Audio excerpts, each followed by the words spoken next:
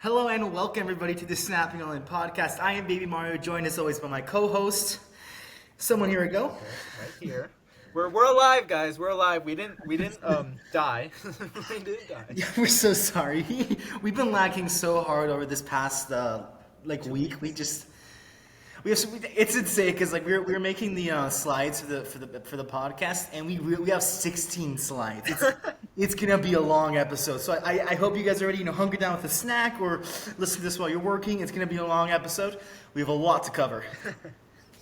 Oh yeah. I mean, but like, we've still been like keeping up with Snap. It's just that like we've been really busy in Yeah. everything else, besides and everything else that like took up all of our time to do this podcast, right? Oh yeah. I guess we could have time managed better, and we'll endeavor to do better in the future. Yes, Okay? we'll definitely do So that better. we never have gaps this long again. Mhm.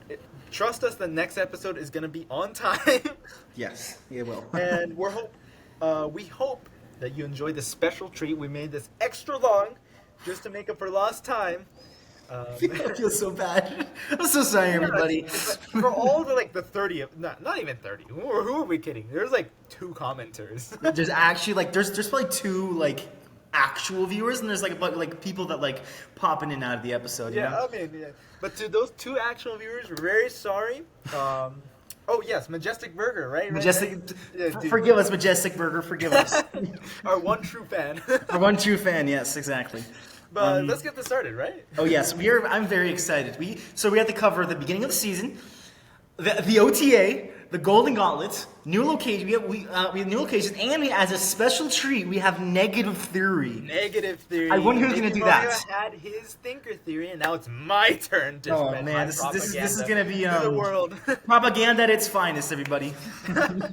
Special episode featuring Mr. Negative. Oh yeah. All right, first card. The premium pass card. Okay, so as you guys can see here, she's a 3-2 in the image. Unfortunately, she got recently buffed in the OT to a 3-4. So we're gonna give our rock scale rankings of her before and after the OTA. But just letting you guys know, she's actually a 3-4. We just couldn't find an image that had her updated stat line. You understand, you get the gist of it. It's 3-4 Scarlet Witch. She is, after you play a card here, Horde +2. So those of you who don't know, Horde is a new mechanic where if a card says Horde +2 and you're able to fulfill the condition, it'll add a zombie word on the board, and that card will gain power based on zombie cards, which we'll talk about later in the episode. So Zombie Scarlet is kind of like this foundational piece, she is like what makes Horde go Horde. She is like the foundational piece, and she's a season pass card, so she is available to you if you do buy the season pass.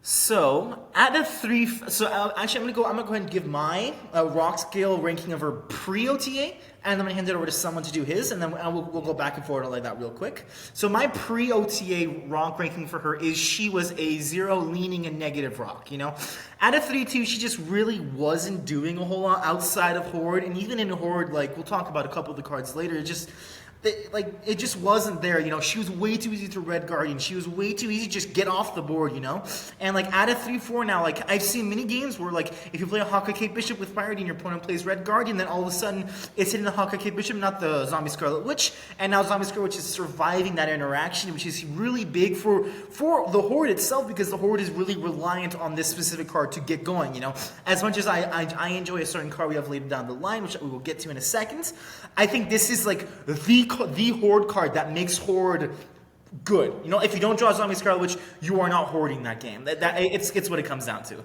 Yeah. So my own personal take is that this is okay, before she was buffed, 3-2 Zombie Scarlet Witch was a 0 rocks, less underpowered, right? Now, we had a big shock in the OTA that she was buffed this immensely. And at a 3-4, this is a legit card, 1 rock. This is a 3-4 with Old Angela's text, right? Yeah. I think in some respects it might even be better than Old Angela, because Old Angela was 2-0, right? So there's 4 power difference, right? Obviously Zombie Scarlet Witch costs 1 more. But at that point, I think the 4 power makes up for it, right? If you're losing 1 proc, even if you're losing 1 proc in of her effect, right? Like the extra power like compensates for that. And honestly, this has been like, I think it's a legit card even outside of the Horde archetype. They're gonna be real. Like I think this card can like could exist outside of the Horde archetype, and I think that's like this is the only card that like this is the only card in the Horde archetype that can exist outside of the Horde archetype, and I think this is what like really pushes her above and beyond everything else. Also, just to clarify with the Horde mechanic, the first time you Horde, it creates a token zombie Horde in another location with the specified power that like that the Horde said in the original effect. Like +2 would create a 0/2, right? And every time you Horde, in the future it just adds 2 power. If it's in Horde +1, it would create a 0/1, and then every time you Horde in the future, it'd be +1. Obviously, this depends on which effect you have. You could Horde, but every additional Horde adds on to the Original, yeah. the Horde card, right? Yeah, and this will make a difference. This will mean this will matter later on when we get to different cards. Yeah. But yeah, I think this card is pretty it's pretty legit now. What do you think, Mario? I'm not that far up on her. Like obviously, we both agree she's one rock right now. After the OTA, she is I wouldn't say a very good card, but she is a good card at the very least. Like she is very like I think Horde after the OTA is in a very good spot, especially after some of the nerfs, which we can talk about later on. I don't want to spoil the OTA reaction. But I really think that Zombie Square, which at a 3/4 is actually a real card. I don't think she's real outside of the Horde. I think where she's going to be at her best is in the Horde, even in these small ball type decks where you did want to have her. I see like other cards just being better. Like you don't really have payoffs in those decks to benefit from the Horde itself. And the other thing is it's although it is taking up a board space for zombies for your deck, you know. Yeah, I mean, like, there's also the thing where, like, the Horde itself is susceptible to Shadow King, like, to interaction, but... Yes. But, you know, the same thing was said about Old Angela. I don't know, I think this is a really good card, but... Yeah. Moving on to the next card, the Super Premium Season Pass, Headpool. Headpool is a 1/1. When this is destroyed, return it to your hand, then give all cards in your hand +1 power. So we can see, like, the Deadpool similarities immediately. I gave it a 1 rock, and honestly, I could be convinced almost that it's a 2 rock because I think this card is really good. I'm really high on this card. Mario isn't as high as me, but like, I think this card is like, it made Destroy from like a subpar deck, like you know you could play Destroy, but it was like but into a real like A-lister like top like in the meta, right? Like it pushed Destroy into that next level, and I think that like. One card doing that, like it deserves a lot of praise, personally. Yeah.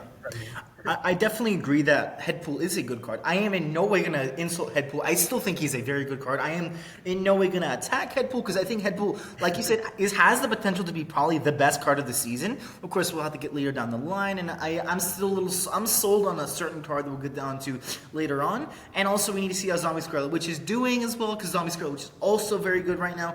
But I think Headpool, from the start, was a good card, and like someone said, really kind of revived Destroy. Like the ability to just give every single card in your hand +1 power. Like your death goes from all of a sudden 12 power to 15 if you're destroying Headpool 3 times, which is very possible with Venom, Carnage, and Killmonger. You know, like the interactions with this card are very good, and we've seen him outside of like classic Destroy. I mean, you know, if you guys pay attention to KM Best and the type of decks he's been playing, he plays a V hand Headpool deck, which uses more X to get more V hands and deaths. Like Headpool is doing a lot outside of Destroy as a buff card as well, you know? So I'm sold on Headpool as a good card. I am not as sold on him being the best card of the season. You know, we'll have to see in a sec, you know? I mean, look, the reason I say it is because most of the cards in the season are like, they're like kind of at like the same power level. There's no real outliers, and this is like, even though this is like isn't that big of an outlier, I think this is like the biggest, like the most impactful card I might say maybe. Besides maybe Zombie Scarlet Witch, I mean, there's an argument to be had there that's more of an impactful card for bringing in a new archetype. But this card, like Headpool, like what Headpool did is like it like completely changed like the sort of format of Destroy decks. People stopped like doing more like Temple Destroy, and people are just running 6 1-drops in Destroy, right? Instead of cutting any other like 1-drop, they're like, nah, these are all these 1-drops are the best cards, right? Like buffing them, Moira X, like getting copies, like it's all crazy stuff. Like if you see, it's really crazy. Like if you encounter a Destroy player and they get going, it's kind of hard to match them. Mm-hmm. Well, not for me because I play Mr. Negative, but like. Yeah. No, but like even then, like Deadpool can like outscale me sometimes. Deadpool gets crazy, especially when you get like the Deadpool into Headpool, right? Like you An get agony, extra, you know, you're it, like, like, one string gets accelerates moving, it's hard to keep up. accelerates the doubling. It's kind of crazy to be honest. Oh yeah, 100%. Yeah.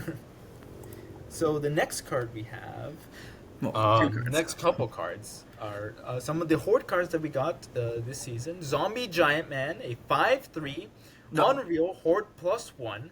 Then this gains power equal to your zombie horde. So, quickly point out, the stats and the thing are wrong. I should have proofread this. This is my fault. He's a 5/4 and he gives horde +2. So actually, we can use this also to compare him to the before and the after. We'll talk about before, we'll talk about after as well. Zombie Giant Man's, I'm going to talk about his pre-OT and then talk about his post-OT. Of course, unfortunately, guys, we're giving you guys a bunch of spoilers about the OT, but like, we can't exactly talk about these cards without talking about their current stats, you know?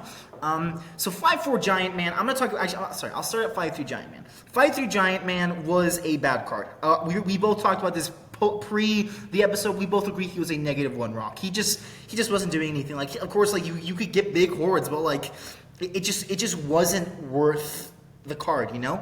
Now 5/4 Giant Man at horde +2, that is a completely different story. You know, 5/4 Giant Man all of a sudden is starting to hit 23 power, 24 power. Like your horde is starting to hit like 20 power. Like I think that the zombie, like the horde archetype, I think it's more of a points package currently. I think it's gonna be Zombie Giant Man, Zombie Scarlet Witch, and Hunger. All 3 of these cards are kind of a package right now, and I would go out of my way to say that it's probably one of the best point packages right now. It's just putting up so many numbers, and there just really isn't a whole lot, like especially currently in the meta, there isn't a whole lot of tech against this. Tech against the points it's outputting. You know, it's not like Ongoing where you have Rogue, where you have Enchantress, and we could talk about some of the other cards as well. But also, if you guys stay for later on when we talk about the OTA, there were a couple of tech cards that actually did that were nerfed that impact the horde.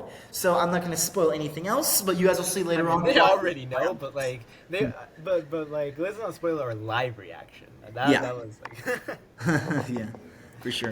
But yeah, like look, 5/3 Zombie Giant Man was kind of crap. Like I guess we can all say it was terrible. It was not good. It was barely getting like. It wasn't big at all, right? Like for a 5-drop, like 5-drops have this problem when that like they're outcompeted by 6s in terms of power, but they're also outcompeted by 4s in terms of utility. So 5-drops are in kind of this weird middle ground that they have to be either like extremely useful, like Cosmic Ghost Rider, or have to be extremely big, like Gilgamesh or Ajax, right, which are like the lane winners, like or like archetype pieces, you know. Yeah, I archetype think pieces, you right. know, Gilgamesh, and so Ajax, Giant Man falls into that latter part. But before, like at a 5/3, horde +1, it just wasn't big enough. Now this Zombie Giant Man is crazy. It can be like the Infinite.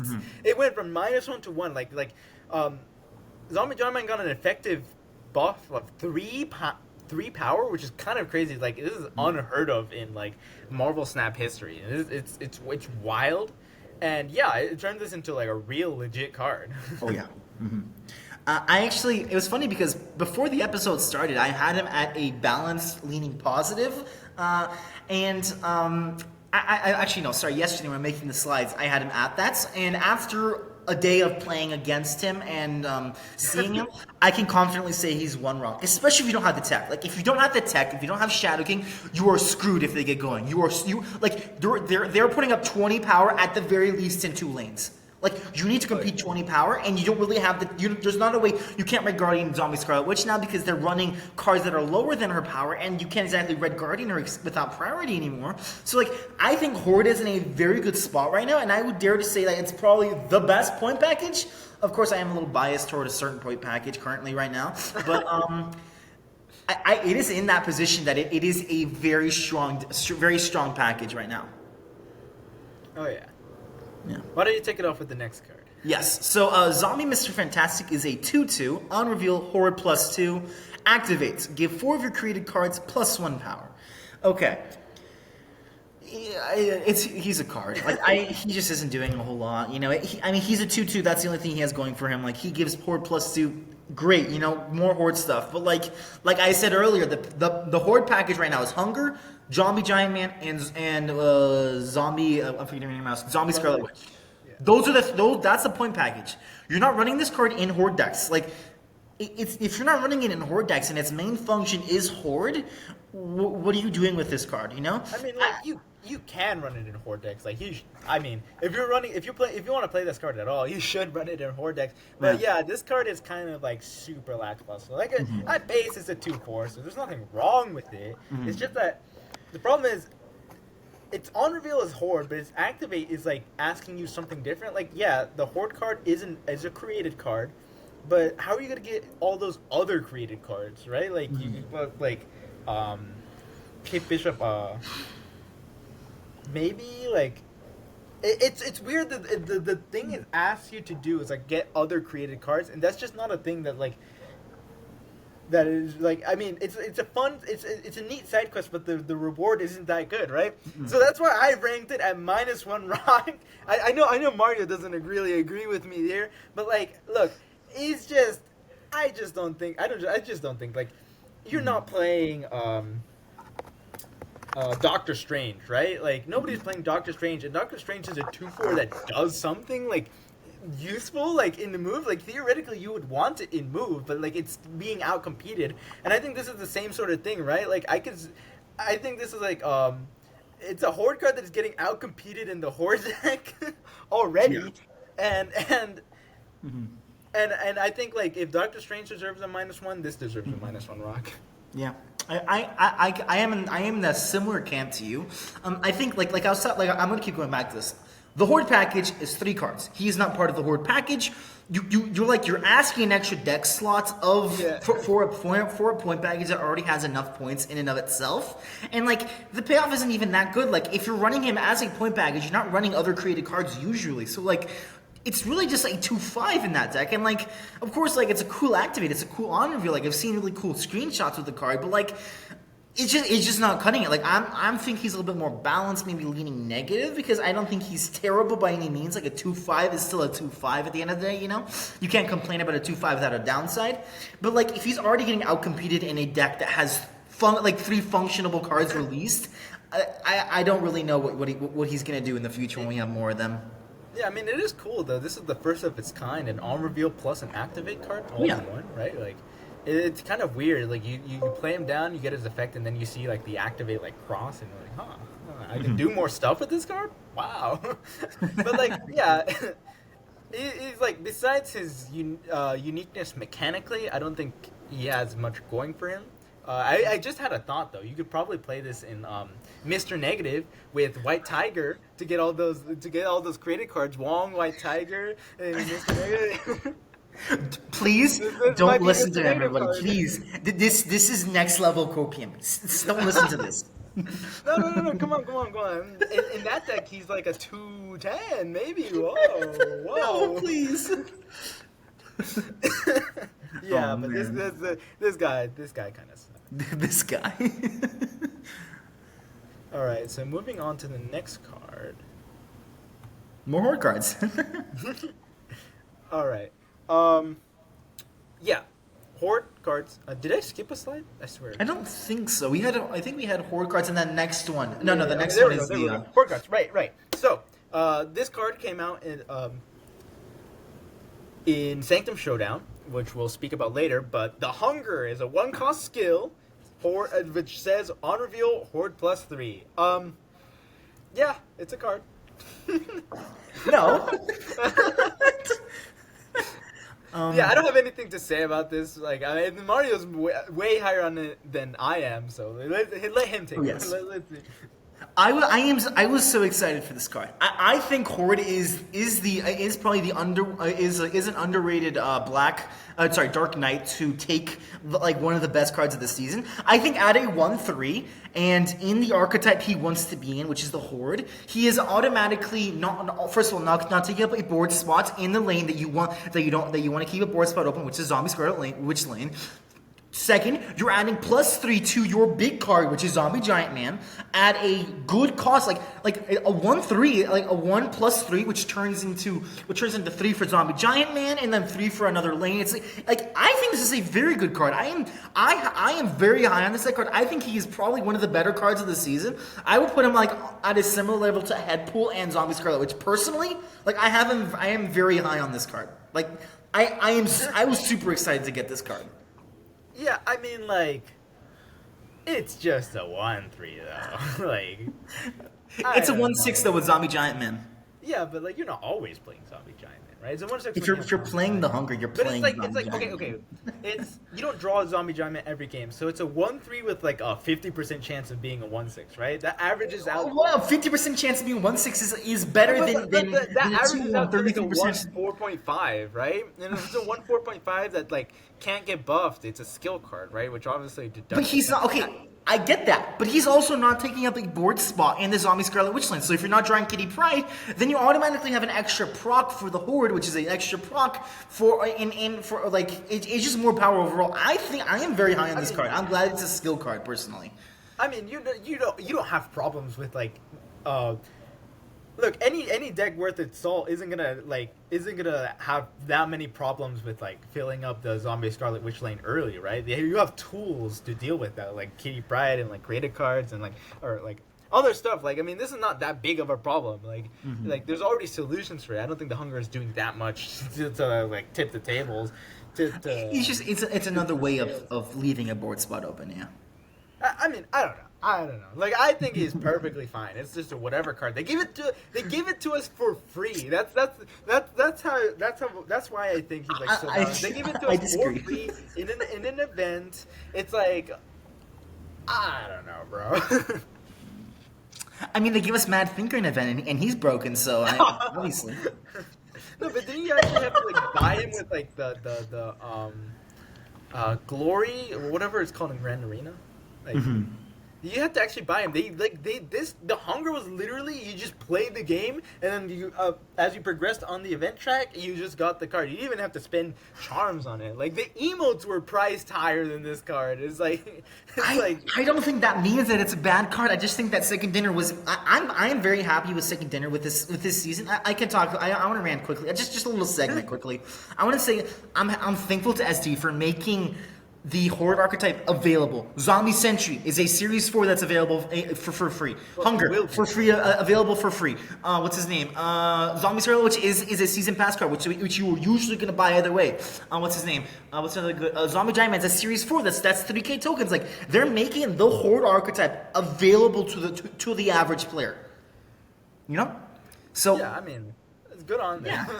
But at the same time, the fact that they were so comfortable for giving everybody this, like everybody who's playing the game at least, it just indicates to me that this can't be that good. It just can't be that good. Okay, we can have our disagreements. I am very high on this card personally. Okay, yeah. Well, but the next card I think we're kind of flipped on, Zombie Sentry. A 3/4 with the effect on reveal, Horde +1 for each of your cards at the right location. Mario is actually -1 rock on this, and I'm saying it's also very balanced. So it's weird that we kind of flip flopped. I mean, I think both of them are balanced, but he's like really down on this, and I don't understand. For the life of me, I don't understand why. Because I don't see this card being any like better or worse than the Hunger. By the way, this is the card that's coming out for Grand Arena, which we'll have next week, which is crazy. How is Hunger not better than this card? That's what I want to know. I don't know, bro. I don't know. Okay, I just okay. Say your piece. Say why do you think he's so bad?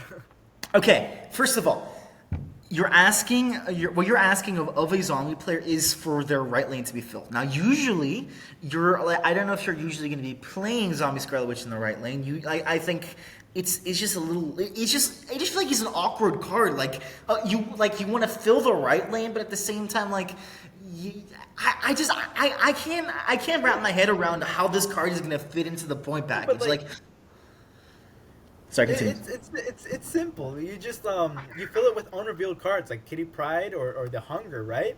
So like it reveals first, and then it sees that there's 4 cards in the right location, and then you play, and then like the other card is like Kitty Pride or the Hunger, right? Or any other card that like you can move out or something. It's just not worth the payoff. So that you're not clogged. It's just not worth the payoff, though. That's the thing. I don't think this card is worth the payoff. You're getting +4 hunger, +4. What's a single? +4 horde. The hunger is a 1+3. Yeah, but it's a 1+3. But you gotta remember, he also has a base body of like 3-4, and it's. I think it's fine. I think it's fine, though. He just feels like a card that you don't want to be playing on curves. So you want to be playing him later in the game, which means you can't play him on 4 because you're not filling the lane by 4. So you want to play him on 5, but you want to play Zombie Giant Man on 5. I just think he's such an awkward card to fit on curve. Usually, I don't see this. All right. Well, I mean, I guess we'll see. It hasn't released yet. But, we're on opposite ends of the spectrum for either of these cards, which is really funny to me. I'm generally more of this whole horde archetype is so it's relatively balanced. It's really. I'm very excited. I'm not gonna say it's mid, but it's not particularly exciting in my opinion. Yeah, 100%. But the next cards, however, are very, very interesting. These I think I'm more high on. So let's start with Zombie Colonel America. Zombie Colonel America is a 3/3 with the ongoing ability. Your other cards here have +1 power for each turn you've discarded a card. So this card is very, very interesting in that it's introducing a new way to play discard in Marvel Snap. Before, it's been discard as many cards as you can, or in Hella builds, it's discard your biggest stuff so you can bring it back, which is essentially just cheating stuff out. But this, what Colonel America asks of you is okay, have consistent discard through the turns, and then fill up your lanes, which is I think something that something more unique than most other discard cards are asking of you. And for that reason, I gave it 1 rock. It can get pretty big. If you discard 3 turns, and you fill the other lanes, this is a 3/12, right? 4 turns is a 3/16. Let's see, be 4, 12, 15. I think this is pretty cool. I think this is pretty good. So the way I'm looking at this, I'm not going to disagree with you. I think he's a good card. I am in no way going to say he's a bad card. The way I'm looking at him as a card is like this. You need to discard every turn, and usually you don't have all of the cards that you want to be discarding. You don't usually want to discard a MODOK turn 3 to get +1 power because you want to use MODOK later on. You don't usually want to be discarding on turn 1 or on turn 2 to get a +1 later on. There is a possibility that he's just I think he's a good card. I just don't think he's oh my gosh, he's insane. You need to run him in discard right now kind of thing. I'm not saying that, but 1 rock, I'm saying you should strongly consider him. Yeah, I think I'm balanced, leaning positive on him. I think I would not be opposed to getting this card. I don't think he's a terrible card by any means. I just think he is asking a little bit much of you in terms of you want to be discarding every turn, but at the same time if you miss a turn, it's just it's lowering little by little the power he does. Well, that's what the next card we're talking about is for. Zombie Power Man, 2/4 with the effect end of turn. If you're winning here, discard the leftmost card in your hand. So this is why I'm kind of high on Colonel America. If it was just Zombie Colonel America, I might say he was 0 rocks, balanced, right? But with Zombie Power Man, I think that pushes Zombie Colonel America, Colonel America. You wrote Zombie Colonel America. It's just Colonel America, by the way. But with Zombie Power Man, I think pushes Colonel America a little bit higher to that 1 rock tier, because Zombie Power Man helps you do the discarding every turn, right? And you know, you mentioned that that you know, sometimes you might be discarding a Modok or Corvus Glaive, but like if you build your deck in such a way that almost everything that you're discarding can like it is like you want to discard, like a Scorn. Like first, let's think about this: Scorn, Apocalypse, or like no Scorn, Khonshu, Apocalypse, Swarm. Let's see, or Proxima Midnight. Like I mean, like you can fill your decks with like things that like if you have 5 things that wants to be discarded, chances are like the leftmost card is going to be something you want discarded, right? Mm-hmm.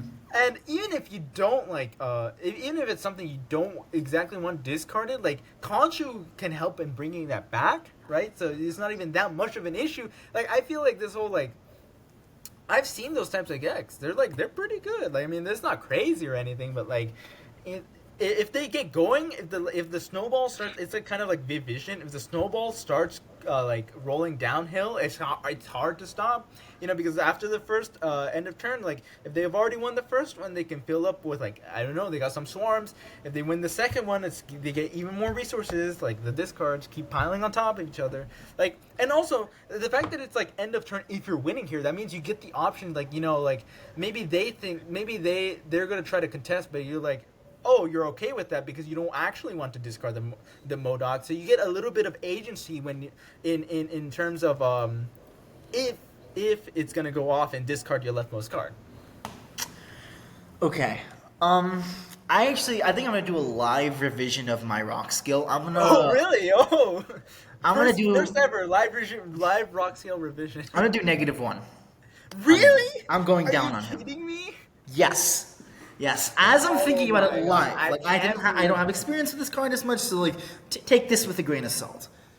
I think for you to build a deck that Zombie Power Man wants to be a part of, you need way too many payoff discards. Also, like after you discard a Swarm the first time, it goes to the right side, which means that you're all of a sudden leaving a Modok or a Corvus open, and your opponent like okay, if they're a smart opponent, they'll be like, okay, you know what I'm gonna do? I'm gonna let them discard as much as they want, and then eventually they're gonna discard a good piece. They're gonna discard a Corvus. They're gonna discard a Modok eventually, and like unless you're nut drawing, like you have a Khonshu and a Scorn in that order, like you have a perfectly ordered hand.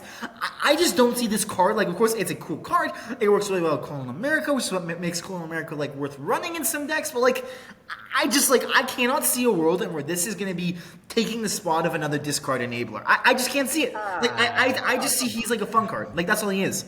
No, come on. He's a 2/4 that like discards more than one time. Like I mean, look. Calling Wing was a 2/4, and they nerfed her.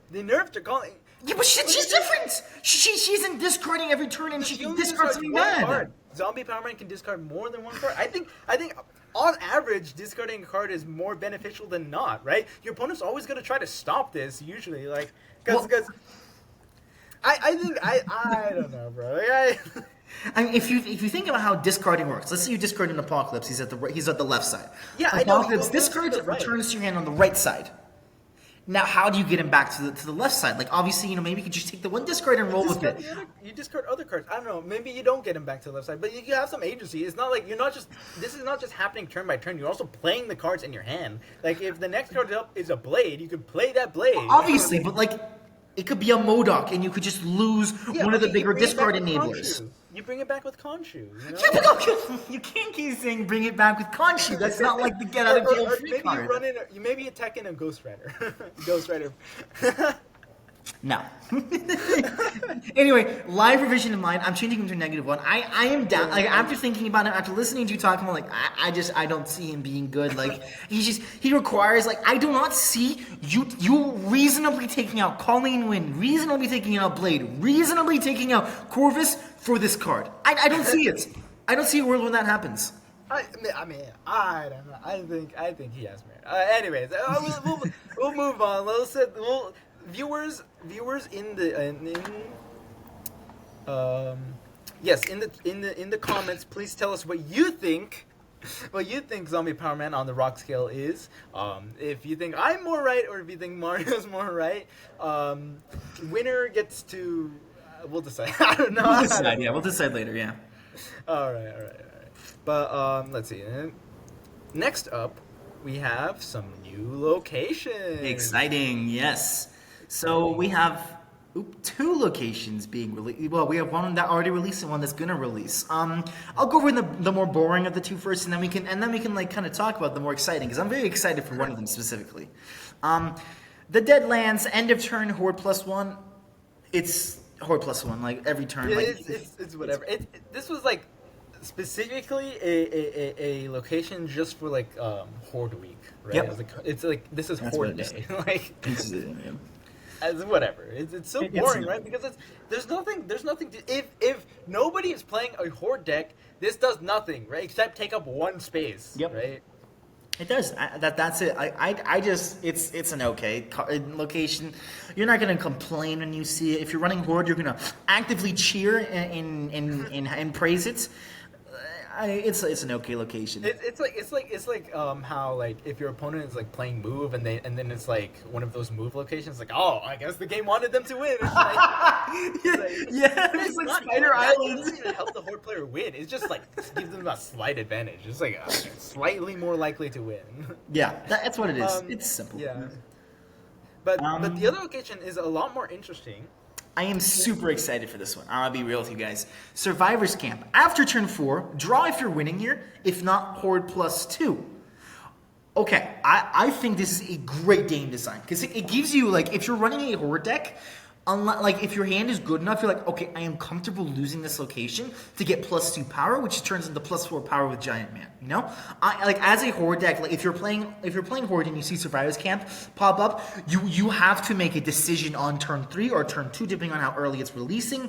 Like you need to be like, okay, do I want to win this location? Like, do I need the extra card draw, or how is my hand looking? You know, and like you could be like, okay, I'm gonna forsake the extra draw it's giving me. I'm gonna let my opponent win it for free and like just to get extra 2 power on Horde, which in turn buffs up most of my deck, which is Horde, you know? So I think this is a neat game design. I think this forces a lot of decisions from either player, like, is he gonna go for it? Is he not? You know, like maybe you could fake your opponent out, like you're a Horde deck, but like at the same time, like, I kind of want the card draw, but then like your opponent's like, well, maybe he doesn't want the card draw, maybe he wants the Horde. I want to deny the Horde. If you see your opponent is like going hard, like they're stacking like numbers there, you know that they drew bad. Like if they're desperate for that card draw, you'd be like, oh, they actually drew badly. Maybe I should snap.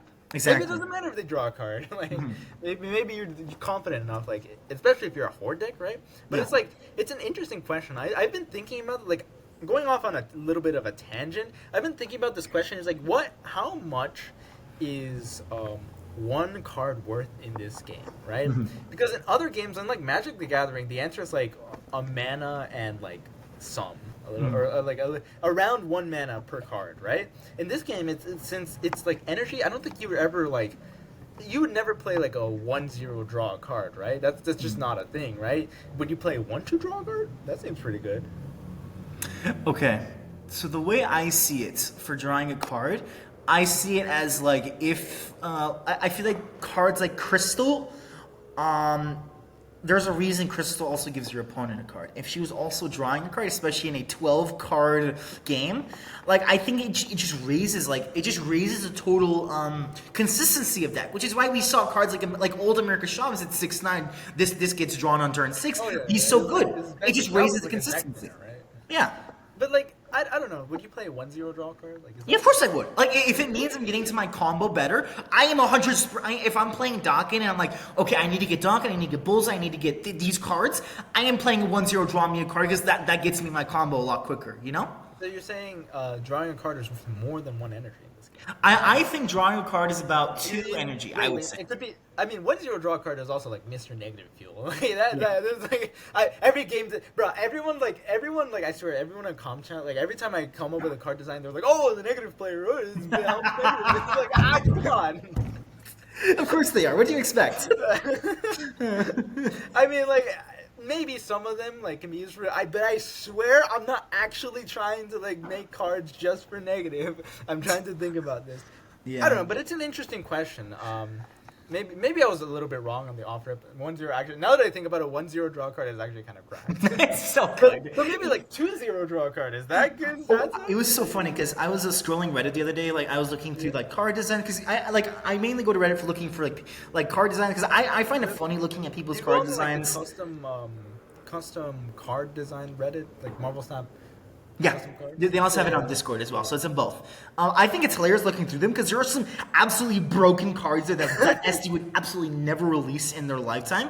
And like I saw one the other day, it was a 2/3 draw card. I'm like, if that releases, it's just getting run in every deck. I mean, I don't think it's every deck, right? Yes, it is. How are you not running a positive stat line that draws you a card? I'm not playing that in negative. I'm Jake Foster. Why? I don't. Okay, well, Mr. Negative. Oh no, that's one archetype. Yeah, okay. It does sound pretty good, but I don't think it's as broken as you think. I think it's broken. I think that would never, ever in a million years be released. Marvel Snap is gated by turns, right? Like, you can't use all the resources. Like, it doesn't matter if you draw a million cards if you can't play all of them. And first of all, like that's one thing, but also there's a card limit of 7, right? Like hard limit. Like in other games, you can go over, but you have to like discard down, or like there's different. You can't go over 7 cards in this game, right?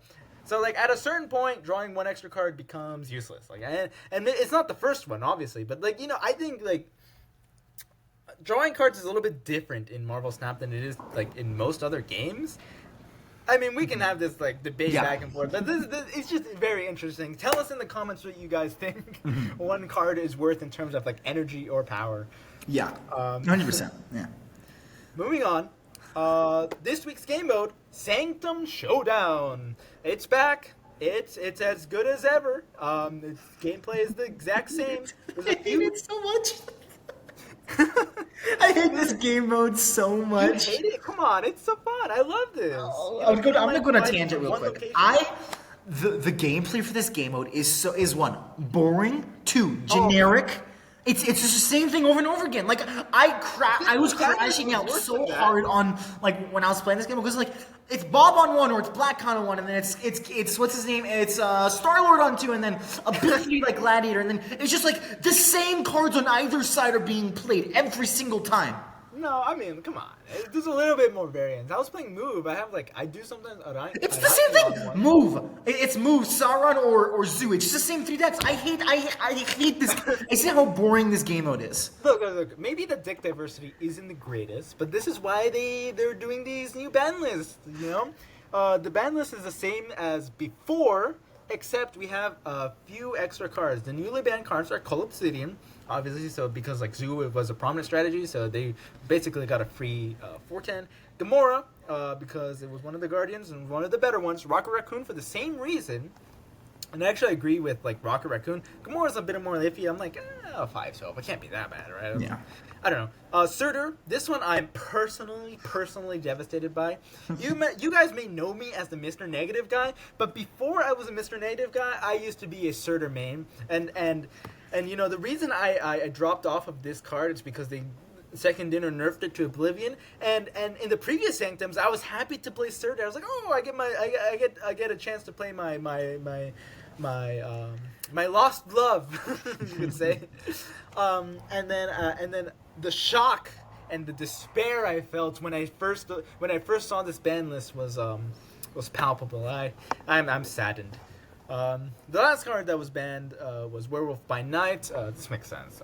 It's a good ban. It's just too good. Go back and forth. This guy was kind of crazy. But yeah. I don't know. Like, I think Sanctum Showdown is a pretty good like game mode, all things considered. If you're talking about boring gameplay, wasn't Deadpool's Diner like Deadpool's Diner is almost exactly the same as No, it's not. How is it the same?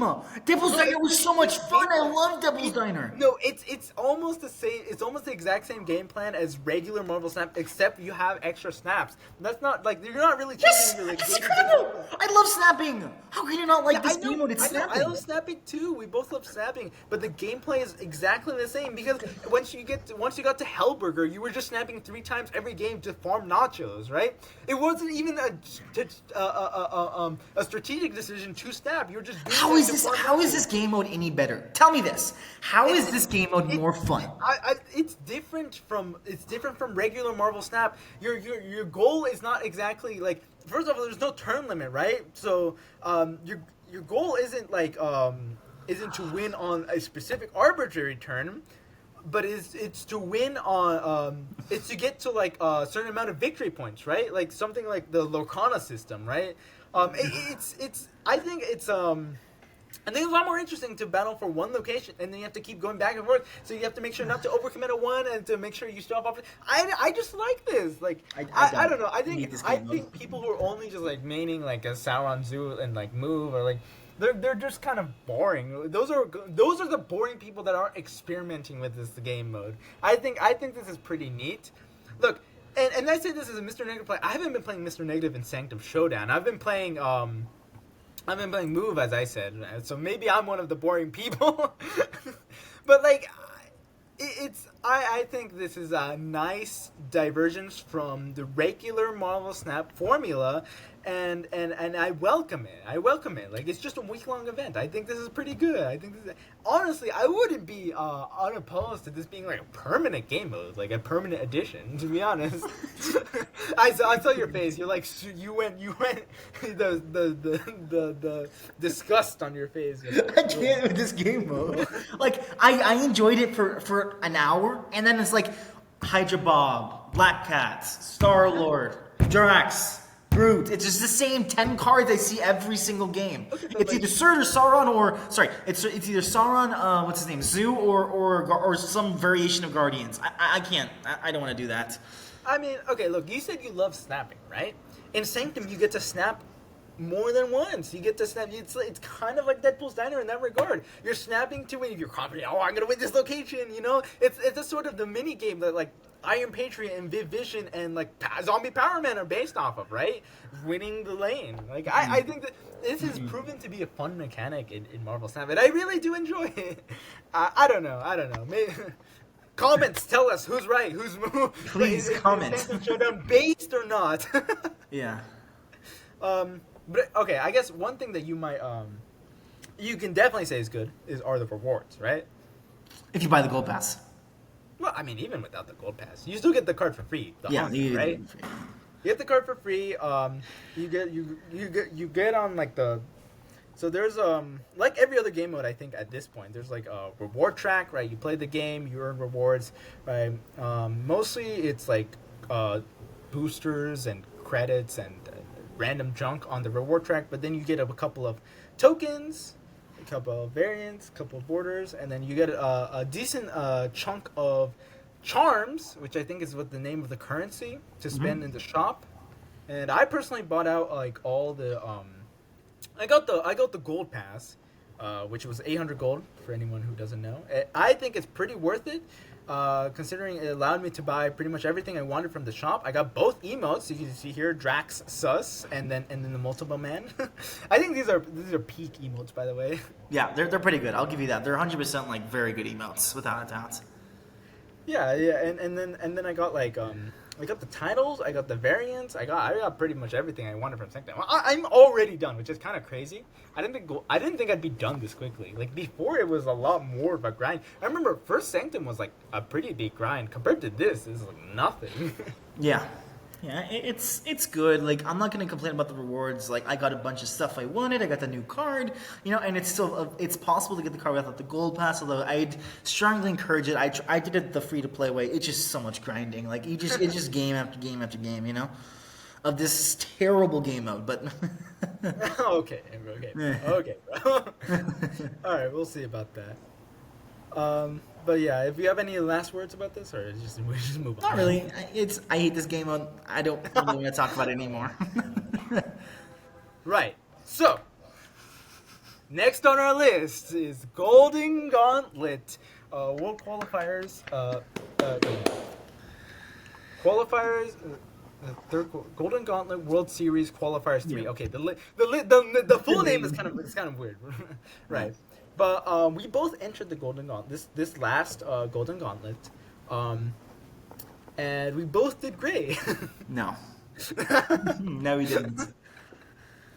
Yeah, so unfortunately Mario dropped out of the first game because he went an all-nighter beforehand, and or how was it? How did it go exactly? It was like I was like the night before I wasn't doing very good. Like I was like sick of the stomach as well. I stayed up most of the night with issues, and I'm like, I can maybe power through the first couple of games, maybe try to qualify and then go to sleep. I don't need I don't need to hit the top 16.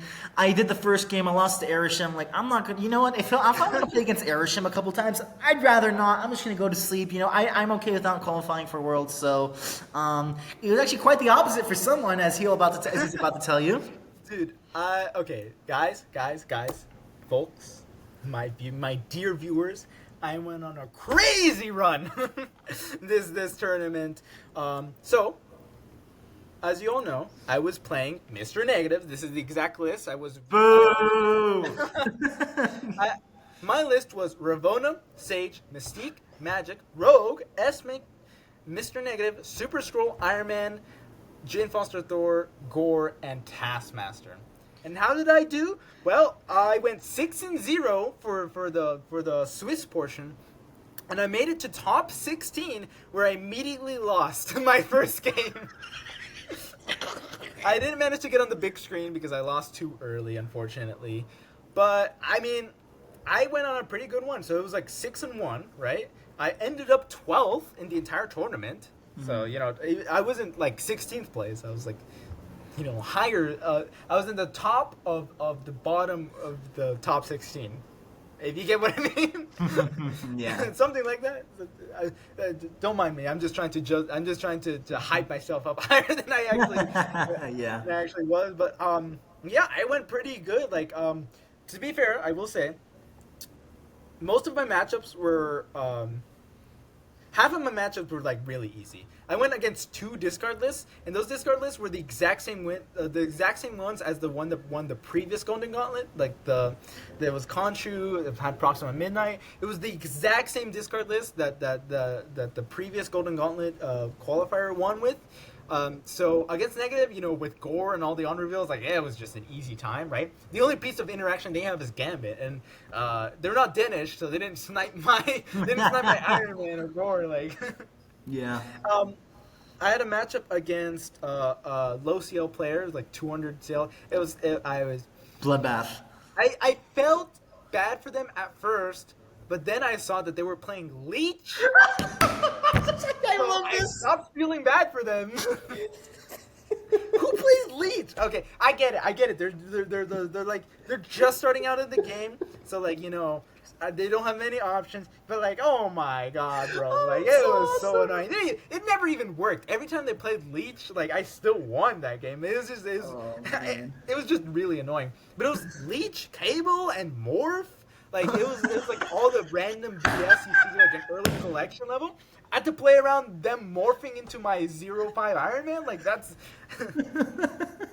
that game was kind of wild. Like, I mean, I did end up winning, right? Like, it was not fair, to be clear. Like, I'm not like complaining, but I wonder if you even knew what Gore did. I'm gonna be honest. What was that? I wonder if you even knew what Gore did. I don't know. They might have seen like the new card for the first time. Can you imagine? I do wonder, like, how did they even know about that? I guess it's like advertised in the game, but like, you do have to wonder, right? Like, you know what? I'm good enough at my collection level. I could probably do well. I mean, it was good. Then I faced against I faced against 2 Supergiant lists. One Supergiant Sauron, which was I did end up winning, but it was my first tough matchup, right? Because they had Enchantress, they had Supergiant, they had Negasonic, right? So I had to play around all of that. But you know, like I know I'm kind of biased, but like, I think it was like a fair matchup, right? Like they didn't have Mobius, right? But like they could definitely like interact with me. They could definitely play against me, and like I think it was like it was a test of skill that matchup. And you know, they played admirably, but I ended up besting them. You know, I called the shot. Like I snapped 2 4-cubers, and then I ended up winning. Let's see. And my last matchup of the Swiss was against a Move player. Move this was one of the scary ones, because Move is one of those decks one of the only decks that can like truly like outscale me, like just on a regular basis. Oh yeah. Like you think you guys like Move is kind of crazy. They didn't. Well, I won't say any spoilers for the OTA, but Move is still crazy, guys. It's still cracked, and I got lucky that we both went all in. It was an 8-cuber, the first match of our game, and I did manage to win it by correctly predicting where they were going to put our torch, and I power spiked in one of the other lanes. And they even had a rogue, by the way. They rogued one of my Iron Men away, and I still managed to win the lane. So it was just like we both went all in, and then I won the 8-cuber, and they conceded. A very nice guy. Person. I actually don't know who exactly I forgot. I can pull it up. I forgot. This is a nice guy. Nice. Like they conceded. Like they could have run me down. Like I mean, based on the next game, they could have easily won that game. Still, like even down like 8 cubes, they could have probably won the next 10 games or something. Yeah, moves. But yeah, I ended Swiss with a 6-0 record, and then for the top 16, I matched against Darkhawk Supergiant, and this is what finally slew my run. It was a close match. I lost 0-3, so they were on three cubes left, 3 heart points, life points. What do you call those little like bars? Life? Is it life? Life points. I call them life points. Life points, cubes. Yeah. So yeah, cubes. Just call it cubes. Yeah. yeah. So they were on 3 cubes. So I won the first like 3 games, right? I won a 4-cuber, I won a 2-cuber, I won a 1-cuber, and I was feeling pretty good about myself. I was like, oh my god, I'm on 9, they're on 3. I'm like, oh, I'm gonna win this game, and then I proceeded to lose every single game after that, and it is. I'm not gonna say it's just because of like, oh, I drew badly, like. I think I still could have won that. I drew badly, but I still could have won. Like, I still could have won the match if I just played correctly in like 1 or 2 games. But they after I won those first couple games, they must have locked in and they got into my head because they were like calling every single Negasonic. They were calling every single Alliance. They were just like correctly predicting everything I did, and I respect them for them. They beat me not because they had a stupid crutch card like Mobius.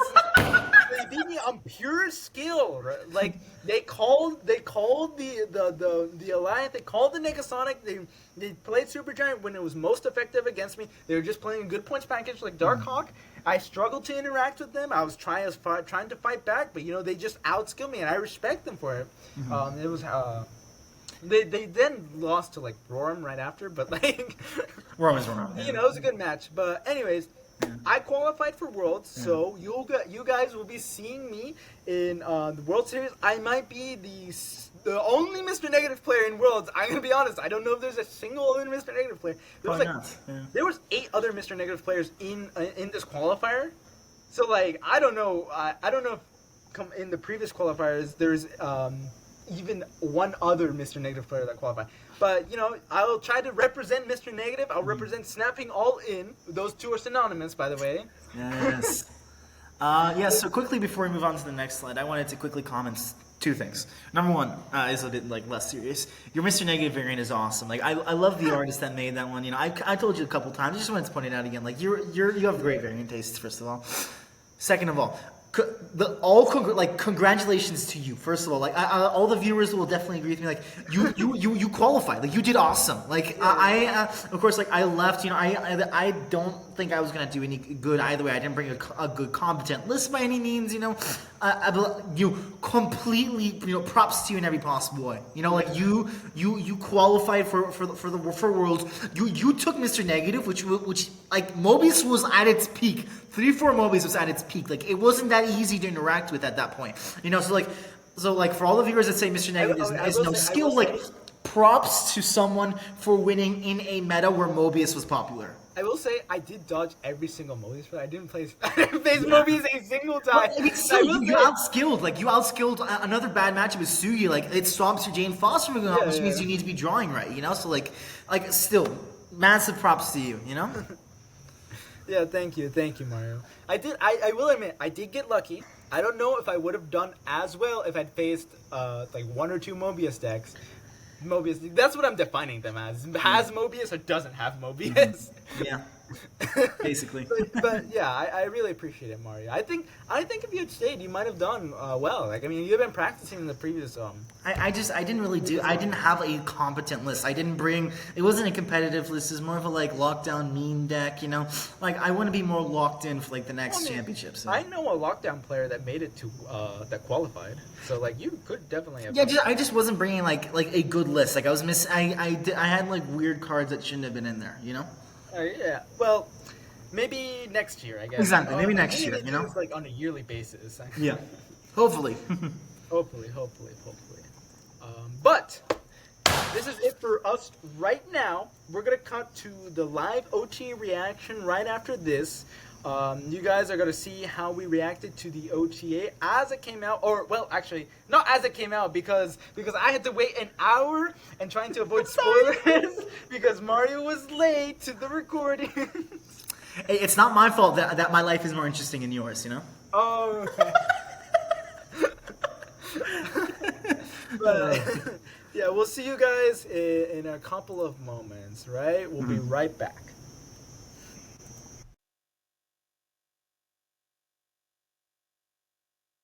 The intro, dude. We've already.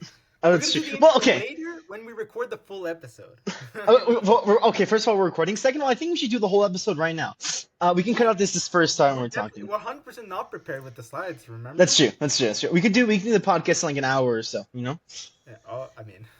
Well, I don't know about an hour. We'll figure it out. So hello, welcome to our live reaction. Hold up. I'm gonna allow the picture in play. Okay. Let's not look at it yet. Okay. So I guess I can start off reading, and then we can kind of swap off on and off. So balance updates October 16. Hello, folks. Today's update will giving some power to the horde mechanic as well. It continues to adjust your state of tech cards. And then downward adjustment, continued outlier strategy. We'll round out with a few improvements to some recently released cards, and that landed a bit under. Okay, wait a minute. Could this be? Could it? Nah. If it was a Mad Thinker buff, I would have gotten pinged like 20 times. This is not a Mad Thinker buff. Right, you're right. If it was Mad Thinker buff, you would already know. Unfortunately, I would already know. Yeah. Okay. Oh, whoa! That's a huge buff. Whoa. Wait, actually, hold up. 3-2 to 3-4? That's crazy. That's a huge buff. What the heck? I thought it was gonna go to 3-3. I was like, when I was driving home, I'm like, okay, Zombie Square was gonna go to a 3-3. A 3-4 is whoa. Hold up, and no explanation. I bet the explanations later after that. Yeah, I imagine it is so. 3-4 is kind of crazy. This is like better than That's old insane. Angela now. Oh, 100%. Angela, yeah, like, hold up, like. At 3-2, is technically the same as Angela, but like worse because it costs one more, so you have to play it later. But at 3-4, that's a crazy kind of scalar, you know. You think about Bishop, like you compare this to Bishop, like what is Bishop doing, bro? Like. I'm stunned. I was not expecting this level of buff. Like this, like we just started. This is the first balance patch. The balance we've seen. That is insane. And we can already see the name of the next one. So I don't even want to imagine what that one's gonna be. Well, didn't that release like 3 days ago? No, it was. This is insane. Okay, let's go down to the next one because that is crazy. Oh my gosh. God awful for Zombie Giant. It must. They must have not been selling anything. Okay, I'm gonna scroll now. Hold up, Zombie Giant Man. 5-3 to 5. What? 5-3 to 5-4, and then the Horde also got buffed by 1. The Horde is an actual strategy now. This is insanity. Dude, that's kind of crazy though. Like that shows just how badly it was. It was. Oh my gosh. I thought it was doing like okay. I thought it was like just below the power threshold, and I just needed a little bit. But this, I mean, if Zombie Giant Man has because Zombie Giant Man also essentially double. It's not a doubling, but like it already gaining a lot of power, right? So like the Horde plus this is an effectively +3 buff to Zombie +4 Giant Man because it was the Horde gives a plus. You give the +1 to the Horde, but then the Horde also like Yeah. gives that its own power back to Zombie Giant Man, Oh and wow. it has a higher base stat line. Dude, this is kind of crazy. This is wild. If you saw I was doing this, that is 4 extra power given to the Horde archetype, to the Horde, to Oh what this yeah. Horde package is. That's 4 power. 2 to Zombie Scarlet Witch, 2 to Giant Man, and since you're adding power to Scarlet Witch, then that makes it more likely that you're going to scale your Giant Man. And this is actually a real package now. It's an actual thing that you're like, okay, I Dude, am Zombie Giant confident Man's running gonna be this. like, Oh, he's it's an gonna be actual 20 card now. power. He's an actual card. He was 20 power when now that Hunger released. I don't even want to. I don't want to look at Oh yeah, the it. hunger as well. That's Oh, I dude. think the Hunger is I'm probably I'm the best card of the surprised. season. We need to talk I'm about this. surprised they didn't wait for Zombie Giant Man because like Yeah, the hunger just released today as well, yeah. right? Like, Hmm. can you imagine like this might Zombie Giant Man like genuinely gonna be 20 power now after you play him? It's insane. I am excited for what the Horde is. I was very excited when I saw it was coming out. Like this looks like a very fun archetype. I have Zombie Giant Man pins like that is how excited I am for this archetype. Really, you And actually yeah, pinned him? I Wow. actually pinned them. I was like, okay, they're gonna buff him today. They're gonna buff like Zombie Scarlet Witch, and it's gonna be worth it. I was right. So, insane. We should probably read what the text says. So I can read this one, and then we'll change Yeah. off back and forth with it for the next ones. So this one says early numbers coming back from the zombie duo are quite poor. Oh really? uh, thi- this looks like a large buff, and it is. We want to be clear that our intention is that we will be closely monitoring the Horde package as it releases over the course of the season, and pulling back if necessary. Okay, Yeah, I mean, it makes sense. Yeah, it was these cards were very bad. Like I was about to say like we should have done like our reviewing this season bad. Like we completely skipped last week, and we're so sorry to our nah. viewers. We don't want to talk about it. We're way past that. I mean, Yeah, we're we're way not. past We're that not now. in today's episode. Yeah. You guys are gonna get an extra long treat. Extra long treat. Oh yeah. I'm excited now to start playing the Horde again. Like these are huge buffs, and I am very excited for Dude, what this archetype is going to be now. I'm gonna start running Shadow King, bro. I'm gonna start running Shadow King and Mr. Negative. Dude, this is gonna be crazy. I unironically think that after this, Zombie Giant Man is a very scary card. Like Oh yeah. obviously, outside if you polymorph into Zombie Giant Man, it's a bit worse. It's a 5/6. But oh my gosh, if you if you're running a zombie list and this card drops on your opponent, or sorry, if your opponent's running a zombie list and this card drops, it is at least 20 power with Hunger, Zombie Scarlet Witch, and then the soon-to-be Zombie Strength Shield is going to release, which I still think is probably the worst card of the season, but we can Zombie get to that another time. Zombie Sentry, yes. Zombie. So I'm very excited for the Horde archetype from now. It's looking up. I hope that I'm glad that they said what we can tune down if it's necessary. So I'm glad that they're open to also nerfing it if this proves to be a bit too strong. Which I still think that Zombie Scarlet Witch to a 3/4 is a bit much. I think she should be a 3/3 personally, but I Yeah, guess we'll just have to see. the 3/4 has to be because she's season pass. Like there's Yeah, it no has to be. there's Yeah, no way, right? Like I still can't believe I she don't think released that way. Yeah. I don't think it was performing that badly. Like I feel No, like no. she was like okay. Yeah, Like, it's just like she wasn't performing at season pass card level, you know? of course. Well, So they gotta make money somehow. exactly, they I don't gotta make think money somehow. I don't think it's gonna be like super overtuned. I don't think No, it's no, gonna no, be that oppressive. no, no, So no, not that's at good. all. Dude, Yeah. imagine if they made her a 3/5. That would have been Oh, crazy. oh man, I don't even want to think about that. I like you're gonna see in Zombie Scarlet Witch in every single match if she was a 3/5. Like I don't even want to think of that right now. But yes, so What's the next card? first 2 changes. Oh, Oh wait, they have more. just more text. I'm so sorry. We view this more as a failure to properly account for the reschedule than a development issue, which much more playtesting incorporating the full Horde package rather than the properly accounting for the mechanic strength as it is introduced piece by piece. That said, there's still a fair amount of counterplay for Horde, and it is possible that we missed low in our initial estimations regarding the release complexity. Point being, we want to make sure that Horde, which has many cards to rely on each other, is satisfying to play throughout the life of the season and beyond. To reiterate, we'll be quick to react to these buffs to put Horde over the top, but the goal is that these mechanics create a new and exciting deck for zombie fans. Hope those who enjoy taking a bunch of game actions through Kitty Pride skills, Hope Summers, and others. Okay. It's I'm happy that they said we will be quick to nerf. Thank you. Thank you. I don't want this to be Well, like I mean, like like it's still gonna leave be it there. 2 weeks though, right? Like Yeah. it takes at least 2 weeks. Oh I yeah. don't think they've Yeah. ever done like emergency nerfs in this game. I don't Unless like think so. I think the closest there was like Kitty Pride when she released. She was like literally breaking the game, so they had to like remove her for the time being. Like, but that's only like because she was actually like Yeah, actually, yeah. actually making the game impossible to play. Oh yeah. So like, yeah, I mean, Yeah. yeah, It's great. that's pretty Oh. cool. That's pretty good. Oh, no, we already saw it. Oh, crap! I'm sorry. I Oh scrolled my too God. far. Yes, yes, yes. Invisible Woman first steps going from a 3-5 to a 3-3. That's a big buff, actually. I mean, Yes, to be fair, yes. Bro's so happy. I hate this card. It's the passion. I'm so happy. It's getting nerfed. Oh, thank I you. mean, yeah, like there was no reason Invisible Woman had to be a 3-5. Like, Oh that's no, not at all. She was at a premium stat line, like literally. Like the vanilla for threes was 3-4. She was a 3-5. How did that get through playtesting? bro, that it is crazy. It's like it's even worse than like Fantastic ROS 4-7. You gotta Ah. remember that, dude. Mhm. But yeah. Okay, let's see. Let's see what they said. Outside of horde hiccups, we've been quite happy with the ladder metagame as a whole.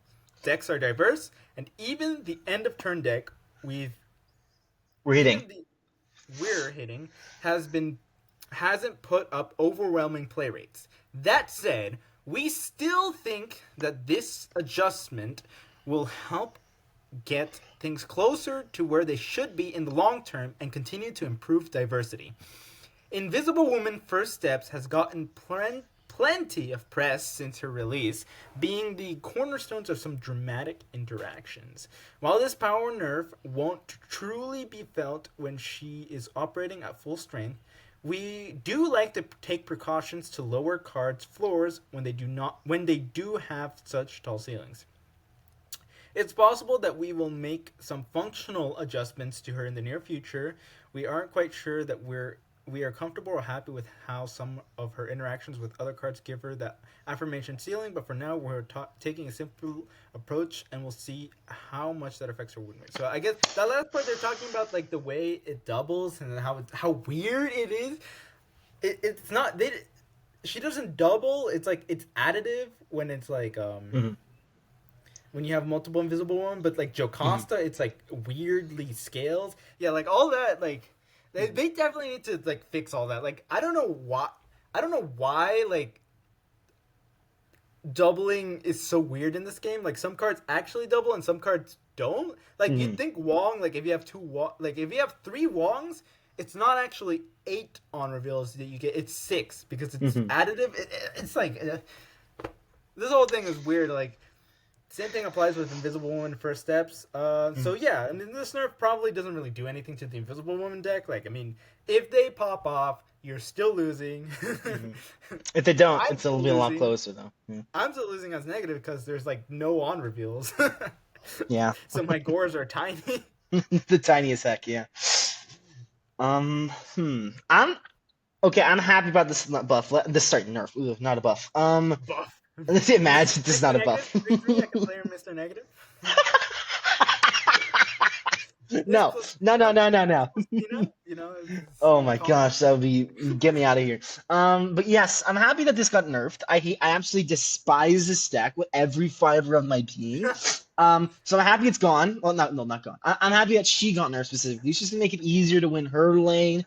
Not that it was not already easy, but I'm glad that they said at the end they added they're not comfortable with how some of the interactions work, specifically Jocasta, if you're thinking about it.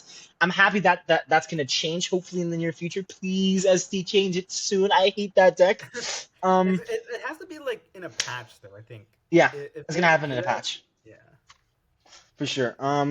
Yeah, we don't really have a whole lot to say about this change. It's just like power nerf, 2 power, actually, which is insane. But yeah, I'm happy that she got changed. Dude, I like how they're doing 2 power changes recently. They're taking big swings. Dude, I a agree. Giant Man is effectively a 3 power change. Oh, you gotta stop scrolling down. I gotta start scrolling. I gotta start. Oh no! Oh my gosh. Please don't tell me I saw that right. Please don't tell me. No, that Shadow King.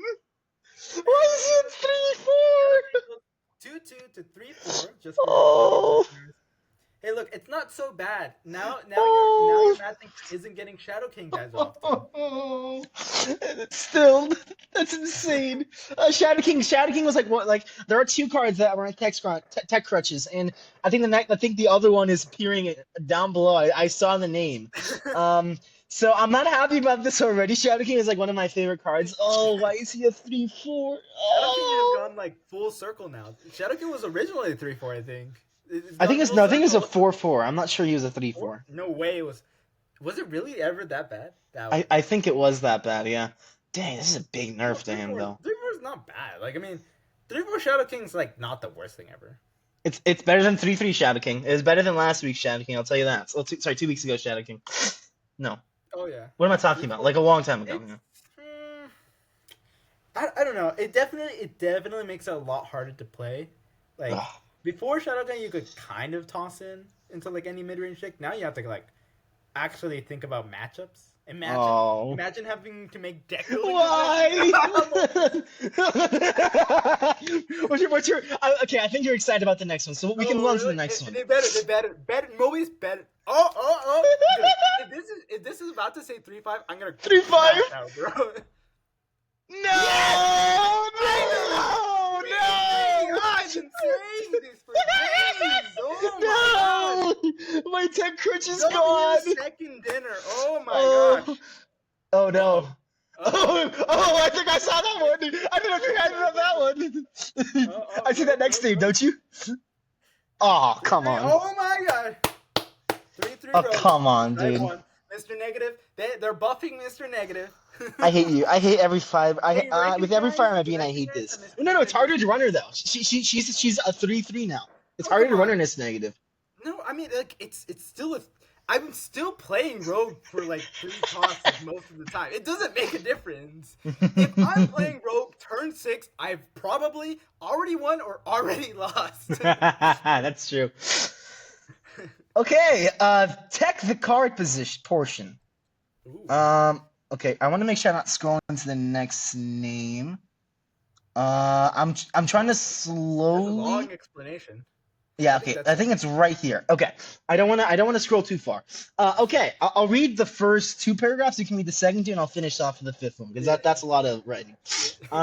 Okay, tech the card portion. We're quite happy with all the movements that we made on tech front recently, but it's still our belief that overall Snap is going to land in a better place when interactive cards are more niche and decks aren't overly incentivized to overload on them.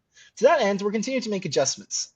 We're confident in whether we should keep or revert Shadow King's chance from the change from the tech imbalance events, and ultimately we did decide to revert it.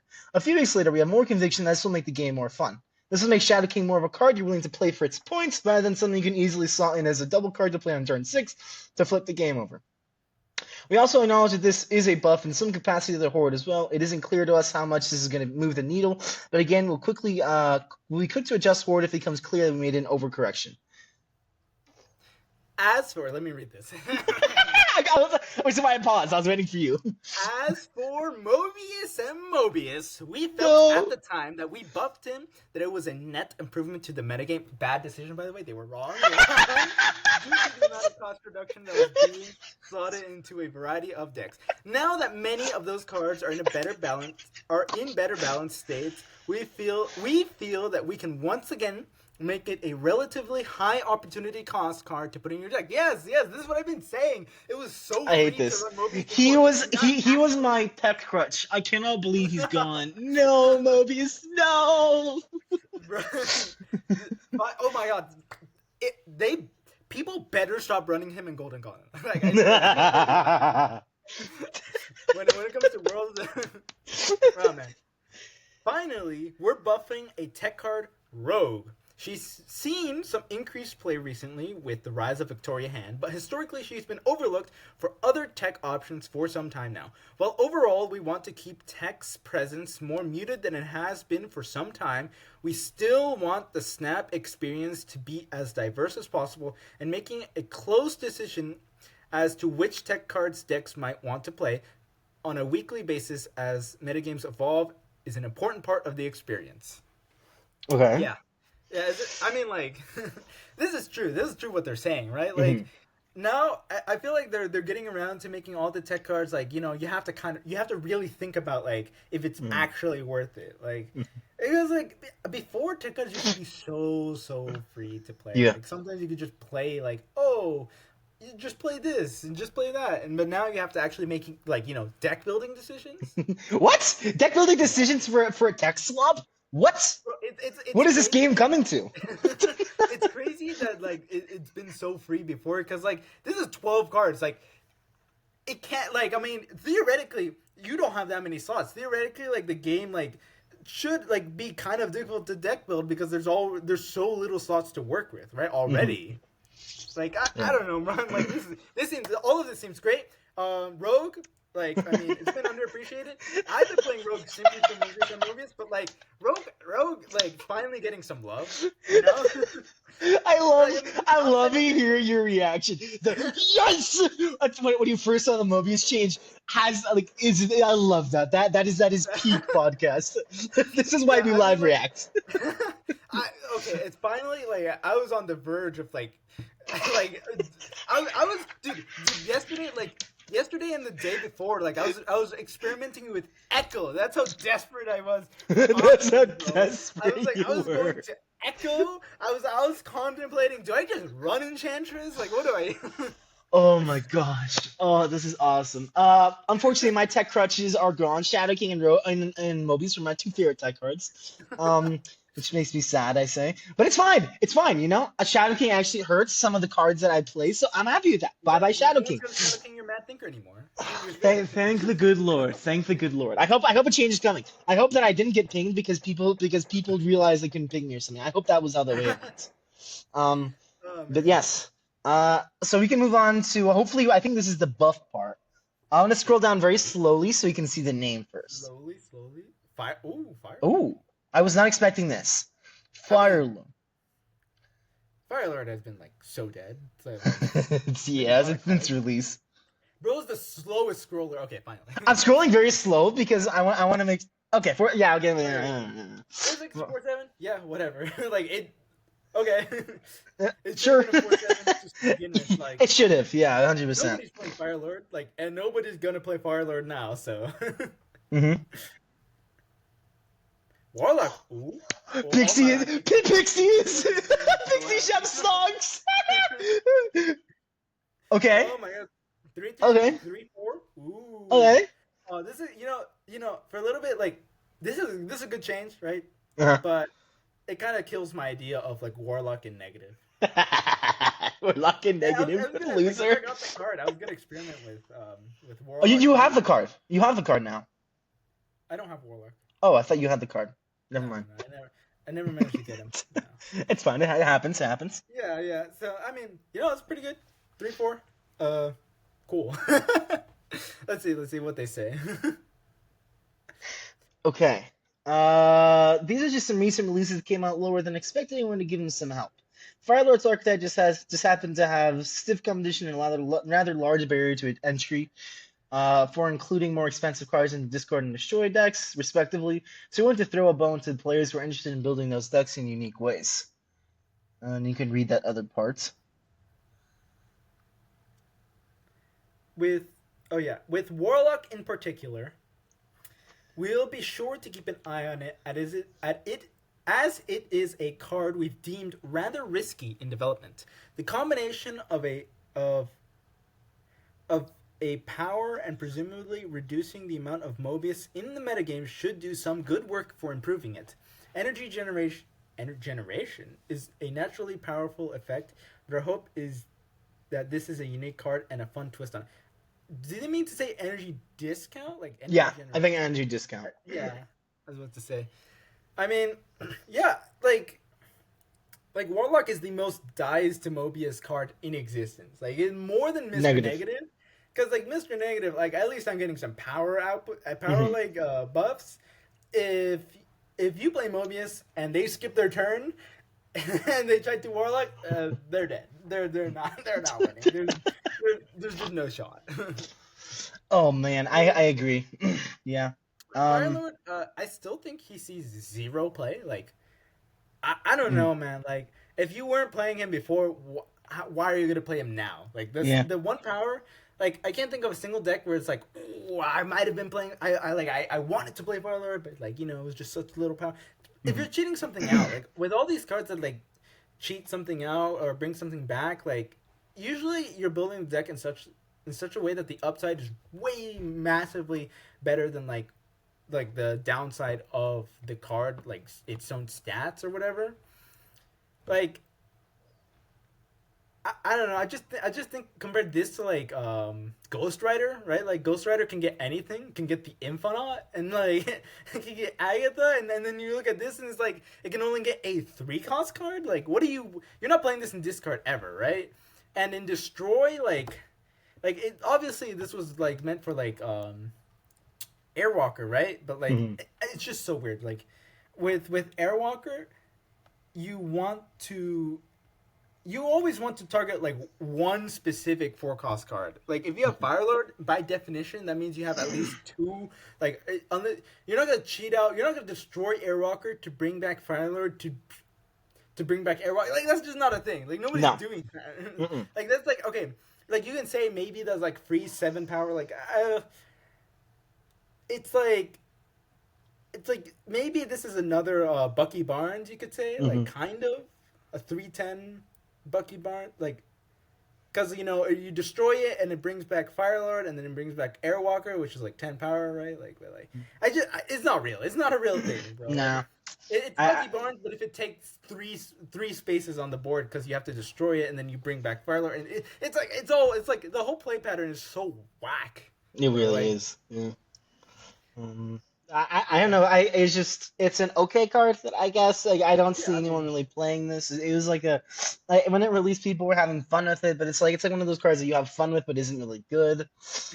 I don't really have a whole lot to say on Firelord. Like I never really played him. I don't even own him. So like, he is a very very very niche card. Like very very niche card right now.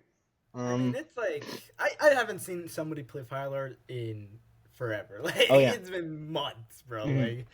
Like I think literally months. It's been months. Oh yeah, and going back to what you were saying earlier about Airwalker with with Firelord, I still think if you're running Firelord with Airwalker, that is bad deck design because I don't think you should be running 2 4s, especially like let's say you don't draw into you don't draw into what's his name Airwalker until turn 5. You have to destroy him on turn 5 and take a 50-50. I don't think that is what you're supposed to be doing. I'm thinking like any deck in which that's running like Firelord and another 4 is like already doomed. But like my idea is like maybe you just run Firelord as the only 4-drop, so that when you destroy Airwalker, it brings back Firelord that brings back Airwalker. Just like as a sort of Bucky Barnes effect, like when you destroy Bucky Barnes, you bring back like a 7-power Winter Soldier. You like get a 7-power Winter Soldier. That's the only use case I can think of. And in that case, like that makes Airwalker kind of like a 3/10, because you destroy Airwalker and then it brings Firelord out of your deck or out of your hand. And that Firelord is gonna revive Airwalker. So then the total power there is 10, right? Like. It's a kind of a 3/10. If you like, it just seems like so. It's so convoluted to get a 3/10 that like you have to fill 3 of your board slots. By the way, because like the card that you're using to destroy Airwalker that brings back gets out Firelord that brings Airwalker, and now all 3 of their slots are. It's so convoluted, bro. Like it's. I don't. Yeah, that's not a good line. Like in any way, shape, or form. Like that is not. If that is your line in this game, you are losing every round, unless someone is like has no power. Deck, like Dormammu's running Bucky Barnes, like I don't know, like. Yeah, but it's like a different thing because Dormammu can use this shortcut. If you're running Firelord, you're bringing back the 3-drop Airwalker, which you would have used to merge with Dormammu. Yeah, it's just like no, get it out of here.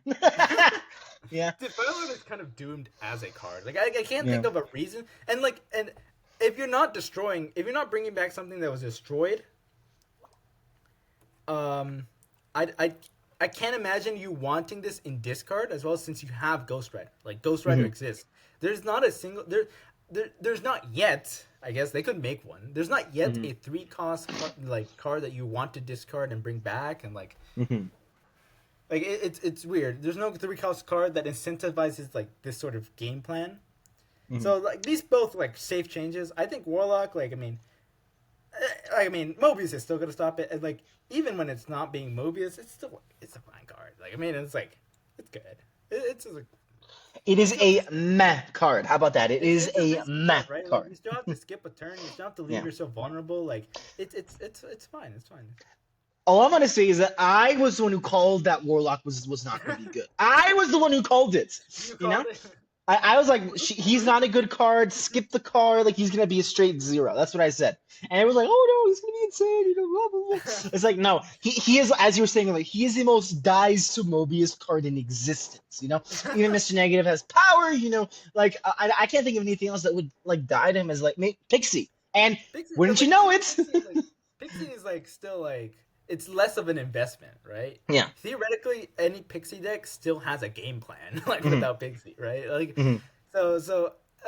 yeah. I mean, actually, if we can go back to Mobius for, I want to explain why Mobius at 3/3 is so much better than 3/4, because you can actually Red Guardian Mobius, you can Lady Deathstrike Mobius, you can actually interact with Mobius a lot better at a No. 3/3. I, Oh I, no. so I'm gonna start putting back a Red Guardian in my negative list. I mean, maybe. I don't know. I don't know how much I want to not play against Mobius. But like if I ever feel like not getting Mobius, I can just play Rogue and Red Guardian, and that pretty much guarantees that I'm never getting Mobius unless the opponent is like a very smart Mobius player. But then I'll just take the like 1 in 3 on with Rogue on turn 5. Yeah. To be I mean, like yeah, that. it's like yeah, I can actually interact with this now besides just Rogue, and the fact that they're buffing Rogue is even better now, right? Like, although it is kind, like, I mean, okay, people say it's like, oh, it's a nerf, like, to negative, because when you negative it, it's not gonna be like, okay, now it's, when I negatived Rogue before, it was a 2/3, right? Now it's a 3/3 always, right? Like, and most of the time, Rogue is in your hand before you like play Mr. Negative, so it doesn't really make a difference. Like this is fine. This is not changing anything, bro. Like it's just straight up buff. It's kind of like the Mystique thing, right? Like people are like, "Oh, Mystique's such a nerf. It's a nerf to Mr. Negative." It's not. It's not. It's real. It's not actually. Like most of the time, I'm just playing out Mystique, and Mystique is it's better actually. I have the extra point. Like it mattered. It has only mattered to me once, ever, that Mystique was not zero cost. Like only one time have I ever lost because Mystique was not a zero cost. Like so, like I think the extra point of power actually like makes more of a difference.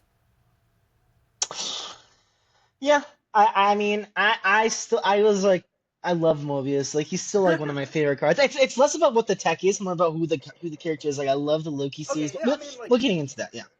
Mobius is Um. a cool guy. Like, and Mhm. but like they just chose the worst effect to place on him. Let me. No. Best effect. Best Oh, effect. okay, Thank you very okay, much. bro. But Bro, I this wanted. is a game. This is like literally the sandcastle game, and then people people are out here playing all the knock your sandcastle down cards. Mhm.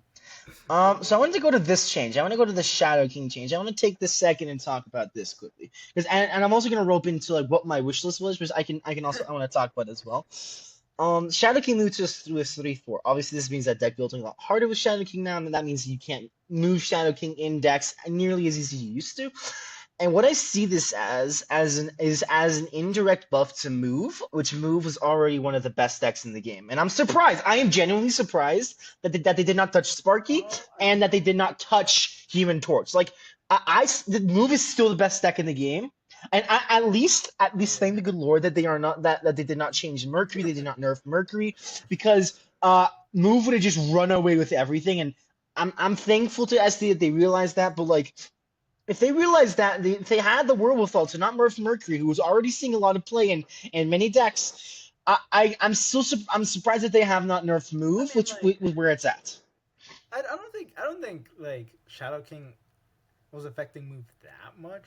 Like, it's kind of hard to Well, Shadow yeah, King of course it wasn't, but like at the same so time, much. at the same time though, it was a way to deal with it, and now it's less of a way to deal with it. You know, like obviously it's not like you're taking Yeah. 50-50s with where the Human Torch is going, that kind of I thing. mean, You know? sometimes it's just Cosmo, like on their Yeah, torch, right? Like, and then you have nothing. Like, yeah. I don't know if this necessarily affects move that much.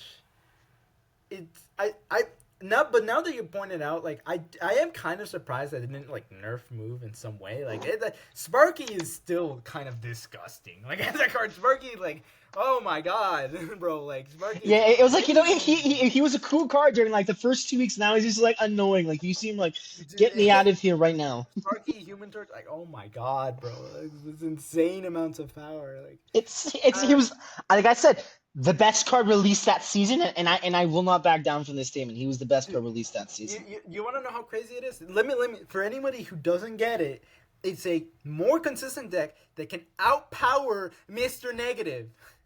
I've lost 8 because it just goes above me. Like, Oh, yeah. like, Oh, yeah. It's great. Can you believe that? Like, I don't think a combo deck. I feel like Mr. Negative is like the bulwark of what a combo deck should be, right?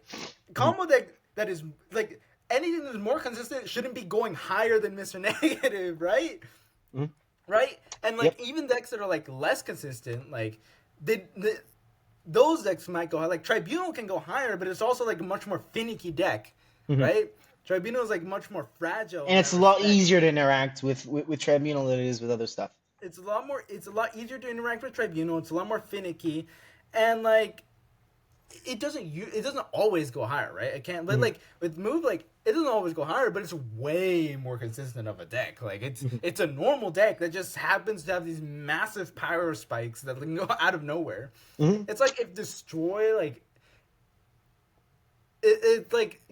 Can you imagine if Destroy, but like Deadpool randomly goes to 1,000 every other game, right? Like, can you like nobody would be happy with that. Like I mean, Deadpool, like Deadpool can go really high. That requires like a bunch of circumstances to get like Sherry's Lab. Online. Sherry's Lab. That's it. Human Torch can get to like 100 power, like even if you play him on turn 5. Like it's that crazy. Like. Yep. I think Human Torch is absolutely disgusting. I'm surprised that they haven't touched him. Like functionally, this card is broken. Human Torch, like I think 3/3. I think he's fine. It's just that his enablers are so cracked. Like Sparky, like giving +3, that's just never gonna be okay, right? Like they had to change Araña because she was giving +2 to like 1/2 torch, right? Like they have to change history is gonna show like next OTA is gonna if they don't touch Move in the next OTA, I do not know what the balance team is doing if they don't touch and Move in the next OTA. Like Move is I have screenshots of 600 power Human Torch, and that's not even the high end. That's not even the high end of what Human Torch can get. 600 power in a lane. Figure that. Then what happens? Yeah, it's like your average move game. Like. It's just average move game. Like it's just like I still think Human Torch is I even at a 3/3 he's functionally broken with his enablers. Like Sparky +3, Araña +1, Ghost Spider a 1/3 has a good body now. Like she's insane. Ghost Spider's a 1/3 is still like wild. That is like the most wild thing ever. It's like why are we? Ghost Spider's. Iron Fist maybe 1/3. I could deal with Iron Fist being a 1/3. Like Iron Fist is fine. Iron Fist Ghost Spider needs a little bit of love, or maybe like why isn't Doctor Strange? Actually, 2/5 Doctor Strange is also kind of wild. He's kind of broken. I don't know if you can justify that. Like, there's no way you can justify that. But like, I don't know. Like, I think 2/5 Doctor Strange makes more sense than 1/3 Ghost Spider. To be honest. No. 100%. I think 1/3 Ghost Spider. You're seeing her outside of Move. She is being played outside of Move in mid-range decks. That is how good she is at 1 cost right now.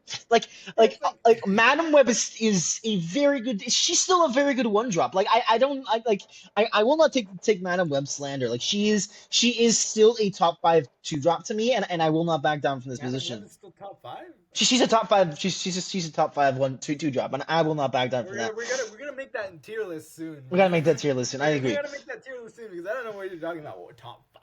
Bro. I think she's a top 5. Like, I don't think there's nearly as much competition as to. Let's talk about top 5 2-drops. Let's talk about Merlin. Why didn't Merlin get nerfed? I was waiting for this. I love he's still here. I love him. Come on. So you guys can't seriously still tell me that Merlin isn't cracked. Like, I mean, come on, bro. Like that, being able to generate locate like. Once you play Merlin, locations don't matter to you. Like, oh, wow. Like, location change, board space control, extra, and energy ramp. That is what he is. it's so crazy that that's what he is, and people are like, "Oh no, he's fine. No, he's he balanced. He's not broken." It's like, he is probably. I'm trying to think right now. I'm running it through my head so I don't speak. So I don't say so I don't like blaspheme some other card. Um. So I don't know. I can't speak. Okay, guys. I'm like. So I don't like insult another card. I think that Merlin is probably. I can't say he's the best card in the game because he still requires like some kind of deck building thing. Like you can't just slot him in yeah. randomly. No, I mean, I think Victoria Hand's still better than Merlin, but like, That is a take, and I will not stand for. Victoria Hand is not better than Merlin. Thank you very much. Get out of here. I don't know. Have you seen the Mons play? Bro, I don't. that's all It's he enemies plays. also. Enemy ones apparently. I feel Um, like Victoria Hand's kind of crazy. Like, I'm surprised she didn't get touched. I'm a be real. She I needed think to it's get more touched that down. Victoria Hand is like, as it's so easy to like double her. Like, Mhm, it's like not an issue anymore. Like, mhm, you just Frigga, you just Nico, you have Moon Girl, you have. Like, I mean, you don't even need to do all of that, right? Like, you don't even need to do all of that. That's how good she is. mhm. Not to mention, like, there's also like the aspect that her deck is also like filled with Good good cards. cards. Like, there's not a single bad card in Hood, Victoria Hand decks. Like, Hood, Hood Misery. Misery. Like, why is Hood Misery still a thing? Hood Misery. I'm surprised. Like, I still think Hood is like the best one drop. I would just say Yeah, a Hood top is the three or best four one. cards. It's not even close. It's the best one drop. What am I even talking about? Hood is the best one drop, and I think he has a case for like a top 3 to 4 card in the game. I kid you not. I think Hood is overwhelmingly broken because you can get rid of his downside, which is the -3 It's body, just so easy. so easily. His He's downside's like not a downside. it's not a downside. It's Merlin fuel. It's misery fuel. The card is so like the demon need to go to Like, 1/5 or his body needs to like, go to what are all the -4. ways you can get rid of him? You can send him Misery. over. You can destroy him. Hmm. You Merlin can him. repeat you can repeat his effect. You can bounce him back to hand. Hmm. You can transform him Hmm. like either with Cersei or with like polymorph. Usually, like you can send him into deck. Like you just like it's so easy to get rid of Hood. It's not a down. It's all upside. It's not a downside. It's not a downside. The downside got mitigated by the fact that cards benefit from his downside. Like Merlin benefits from having a -3 body because you polymorph that -3 into like a 2 power or a three Unless he power turns card. into Carnage, right? No. Keep that away from me. Oh my gosh. But yes, Yeah. we can talk about that. We can do a tier list some of the time and talk about that. I just wanted to stop at Shadow King, which I still think is probably my least favorite change from here is probably Mobius because I like Mobius a lot. It's funny. That's why you're It's the best favorites. change. The best change. I still this one's a bit much. I think that 2/2 Shadow King was fine. Like he was perfectly fine where he was at. But maybe that was just me. Because obviously the balanced team did not agree. I mean, I personally wasn't thinking about Shadow King to be. I had no complaints about Shadow King, so this is kind of weird for me. Like, I mean, Hmm. I can see the case. It's just that, like, in the moment, I don't Hmm. think he's an issue. Like, I can see him being an issue, but Yeah. I don't think he was an issue. Like before, like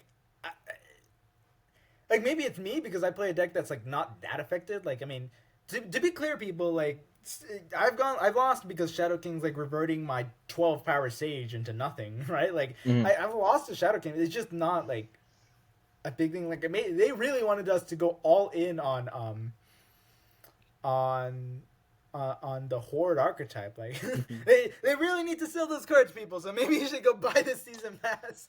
I think the Horde is actually a real archetype. Think about that. The Horde, which was absolutely terrible, like what is it, like 30 minutes ago, is a real archetype now. Even more than Shadow King is gone, you It was know? way more than 30 minutes. Dude, you got here so late. It Oh, I took got me here so late. I'm so almost two sorry. hours. Yeah. Oh my gosh, I feel so bad.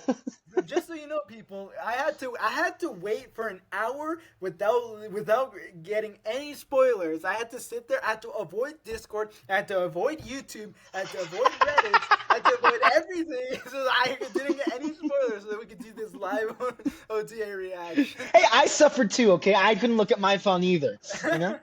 Um, Oh man. I think I'm very excited for the zombie archetype. I'm so glad I have Giant Man pinned. I like after I get Mercury, who's my current next card I'm getting Giant Man. So very excited to say the least. Yeah, I mean, this seems overall, I think this is a good OTA. Yeah, I think, I think everything's been like so far a banger. yeah. I have no But issues with any of these except maybe Shadow King. I think that's the only one I have an issue with. I don't think I think I, Shadow King was fine where he was I, at. I can lean like I can be convinced of that. Like I mean like Yeah, I don't care regardless. yeah, Like I yeah. just feel like it's a weird change. I don't know where it came from. Like Mhm. I don't know like if this was secretly like a meta tyrant. Like I don't I didn't hear anyone complaining about Shadow King. No. Like Mm-mm. it's so weird to me. I don't. But whatever. He was perfectly fine at a 2-2. I just think maybe he was a bit too flexible, which I don't think Second Dinner liked about him. Like I think they didn't like that Yeah, he I was get like that. a card that you ran in Merlin Werewolf because he was like he's a even if you're not getting value out of him, he's still a 2-2 on reveal that yeah you can take advantage of for Werewolf and stuff. Um, I think he was perfectly fine at 2-2, but I guess maybe we were wrong, and I guess we'll see how he's at 3-4, and if he's like not good at 3-4, that they'll definitely change him back. I know they will. Um, but yeah, Yeah, I I mean mean, probably. I don't think we have a whole lot more to say besides, these are some good changes. Like I think I'm going back. I'm still gonna go back to this one. I think this is the only one that bothers me. But Do you know everything how else much looks it's good. bothering him? Do Like you know how much it's bothering Mario? it is bothering me. I don't know why. It's not an imbalance change, so I'm confused, right? But it's okay. We can talk about that with our like post-op reactions. I think that's it for the live reaction. So thank you everybody for tuning. Well, I guess we call it tuning in. Thank you everybody for tuning Okay, in. you're gonna see like a jump cut in the middle of our words as we're speaking. You're As we gonna see see. a jump cut, and then we're gonna be back to the episode. Yeah, yeah, Bye. yeah. Bye everybody.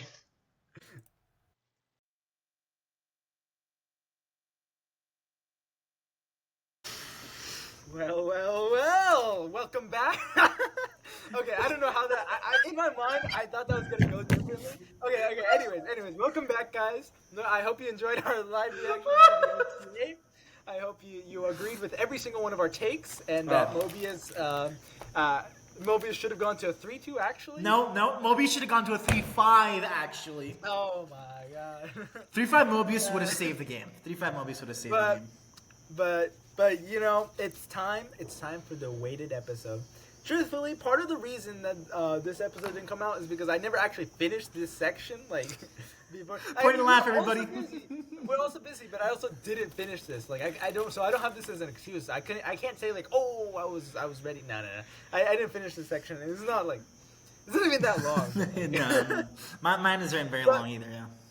But I'm excited to present to you guys negative theory. Woo! We're continuing the trend of okay. Come on, you should have clapped. Dude, I was hoping you would notice you were the only one that was clapping. I was just staring you at the rolled screen. your eyes as well, bro. Yeah, Like, yeah, because but you know what? I'll talk about it continuing later. the trend of being the one trick podcast, essentially. So, you know, we're working on getting future one trick guests, but like. Stay tuned for that one. Stay tuned. But yeah, it's my turn to present negative theory, the theory of Mr. Negative, my personal favorite card and favorite deck archetype. So, let's begin. So, first of all, why is Mr. Negative so great? I would argue that he is the most unique card in the game. Nobody else does what he does. Sure, there are cards that discount your cards. There are cards that add power to your cards, but there's no other card that does it in the same way that Mr. Negative does, swapping power. He's and not unique. Oh, okay. And his stat line is also unique. -1 power. Like, I mean, Nightmare for a time was a 3-1, but like obviously nobody like. Mr. Negative is so good that they have to nerf him. That like -1 power is actually so bad. Like as we saw with Nightmare, like Nightmare had to get buffed by 2 power, and his Nightmare still isn't seeing play. Mr. Negative perfectly fine at -1 power, even good you could say. It's just that's how great this effect is. I would argue that Nightmare is more unique than Mr. Negative, but we can get into that at a different time. I can't believe I'm hearing this. I'm here to rage bait you. That's all I'm doing this time. But like, okay, but besides being the most unique card, big numbers. Who would like to see a 50 power lane every other game? Me. I would love that. 50 like a 0-5 Iron Man. Ooh. Like 30 power Gores. This is why we run Mobius. This is why we run Mobius. 10, 12, like 15 power Sages. Ooh. Epic. One unique benefit of playing Mr. Negative is that you get to see the cards with the Mr. Negative filter. You don't get to see that anywhere else. Unless you take the card art and put it into like a negative filter online. But why would you do that when you could be playing Mr. Negative instead and see all this unique, 100% unique art? If you like to win 8 cubers, you should play Mr. Negative. Mr. Negative is the deck of winning 8 cubers. As we'll get into later, you do in fact win 8 cubers. People do in fact stay. And so, like, if you like that essential, like the gambling element, you know, like you risk it all for the biscuit, then this is the deck. This is the card for you. Lastly, unleash your inner demon. People who know, you know. So, anyways, intro to Mr. Negative, how to deck build. So, Mr. Negative is a pretty unique sort of archetype in that it has a lot of deck building restrictions. Mainly that most of your cards have to have power less than their cost, with the fluctuating powers of cards, like, you know, every other week there's an OTA that changes like the power of a card, and that can definitely change. That can definitely factor into Mr. Negative deck building. But the core bros eating chips. What do you want me to say? I'm just here. But the core of Mr. Negative, I think I have distilled it down to these 5 cards: Ravonna, Magic, Mr. Negative, Iron Man, Jane Foster, and Gord. Any other list, you can play Negative without, like, let's say 1 or 2 of these cards, but it is going to be suboptimal if you are doing that. These 5 cards are like the 5 best cards in Mr. Negative. Like Mr. Negative itself, like you have to have it, obviously. Ravonna, Magic, and Jane are consistency pieces. That is really, really, really hard to go without. As much as I hate getting like having to deal with a bunch of location scammers like a Merlin, which should definitely still be a tutu. Magic is still, you still need it. It is still like an essential piece.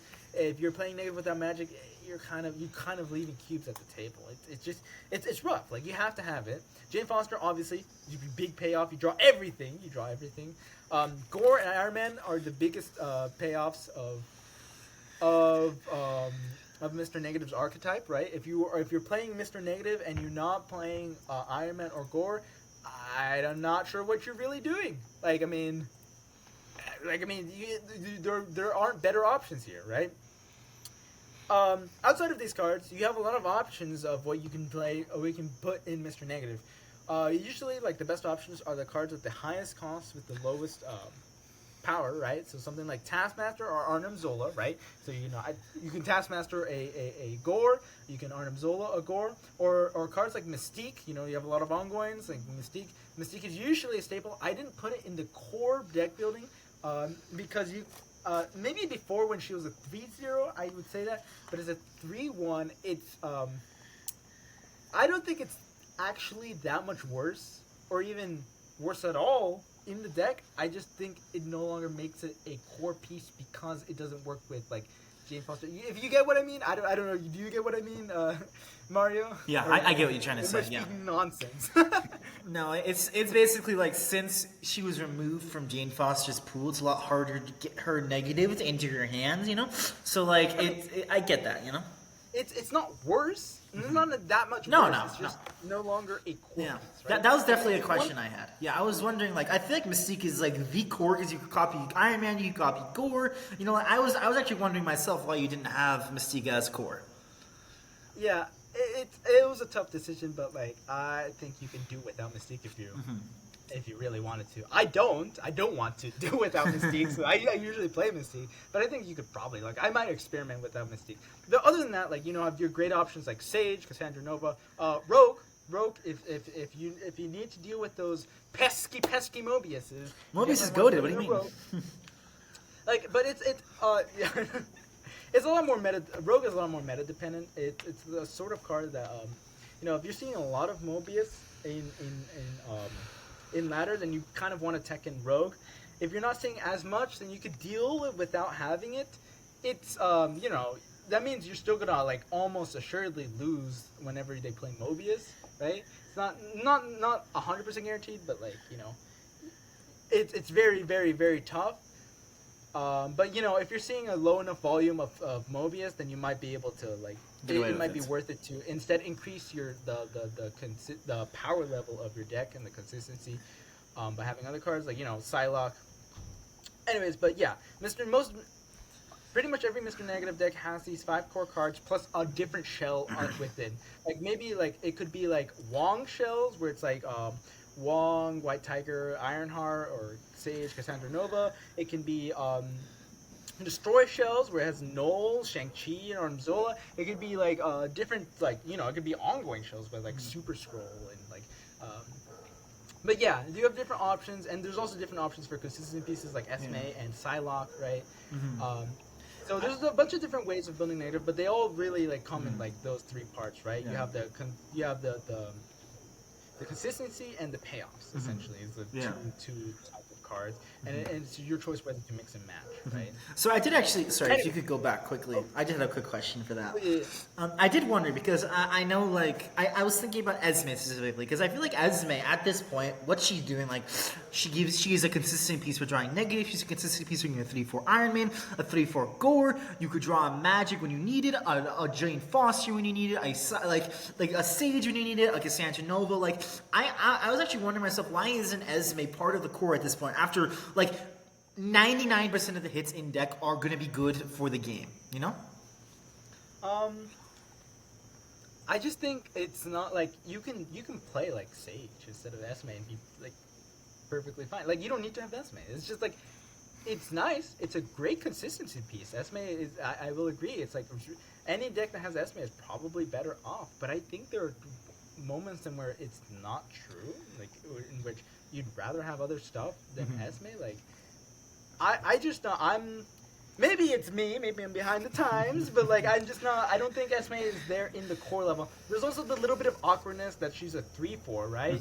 So when you if you don't have Esme in hand, she's kind of making your negative games worse, right? Which is a real downside. Usually, like the consistency piece upside is worth it, but like there's an argument to be said that maybe it's not. Maybe you just want to have Psylocke instead.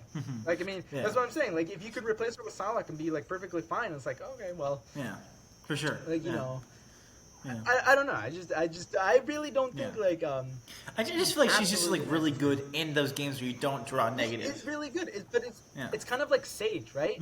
Sage is a really good card in negative, and it kind of hurts not to have Sage, like, but like it's not necessary. You can play negative. You can play Cassandra Nova. You can play like Ironheart.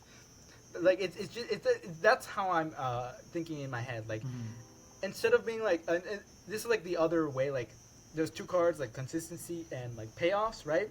Esme is like the non-essential consistency piece, right? Whereas Sage would be non-essential like payoff, right? Yeah, that's how I'm thinking about it personally.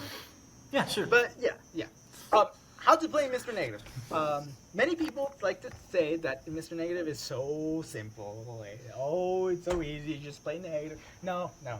I am here to disabuse you of that notion. Mr. Negative is not as simple as simply snapping on negative or just playing out negative Jane Foster and playing out all your cards. No. You want to be winning, like, most of the games you're winning with Mr. Negative are going to be games in which you don't play Mr. Negative. The simple fact of it is that you're not drawing Mr. Negative that often, right? It's like 50-50. Like, best of times, like, you're drawing negative, like, 50% of your games, but, like, sometimes you draw negative on 5. Like, are you really playing negative on 5? Like, maybe you have a limbo, maybe you have a stuff. Like, a lot of the times, even if you draw negative, you're just drawing them too late, right? So most of your not most of your games, but like I'm gonna average it out to like 50% of your games. You're gonna have to be able to win without negatives.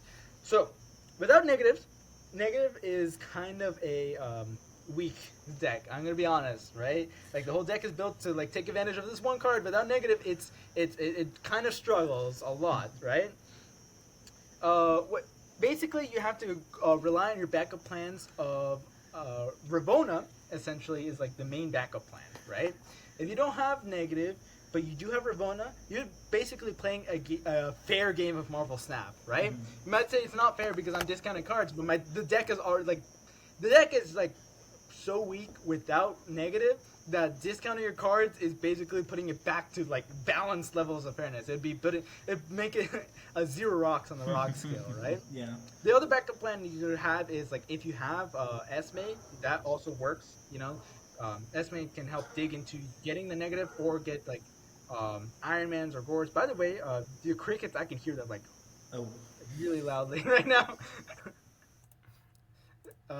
But yeah, dang, now I feel so quiet. That was so sudden. But okay, yes.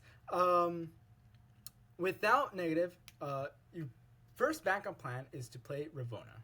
If you don't have Ravona, it becomes a lot more difficult, and then you have to really like assess the board and assess like what they're doing. If they're also not having a good time, you can just stay and play it out normally. Like you can just play out a normal like 3, 4, 5, like just normal like Marvel Snap. You know, you play Iron Man 5, Gore on 6, or like or maybe if you have a Limbo with Magic, you play Gore on 6, and then you Mystique Sage on 7, right? Like you just play like normal Marvel Snap like without Mr. Negative, right? And you should be winning like 40% of your games like this, like at least like. Gore Mystique is a pretty powerful line in and of itself. Against some decks, it does basically nothing. Like Invisible Woman, like you cry and you die because like your Gore is nothing. And then if you don't have negative, then you're not winning with just Iron Man. And then they have 1,000,000 points because Invisible Woman is basically a combo deck like Mr. Negative. It's kind of wild. It's like. But yeah, essentially, without negative, you have to rely on your backup plans and play a fair game of Marvel Snap like any other deck. It's not that different, right? Like, I personally like to run interaction like Rogue and Red Guardian because I like Mr. Negative, but I also do like interacting with my opponents. I like the feeling that I can do something, right?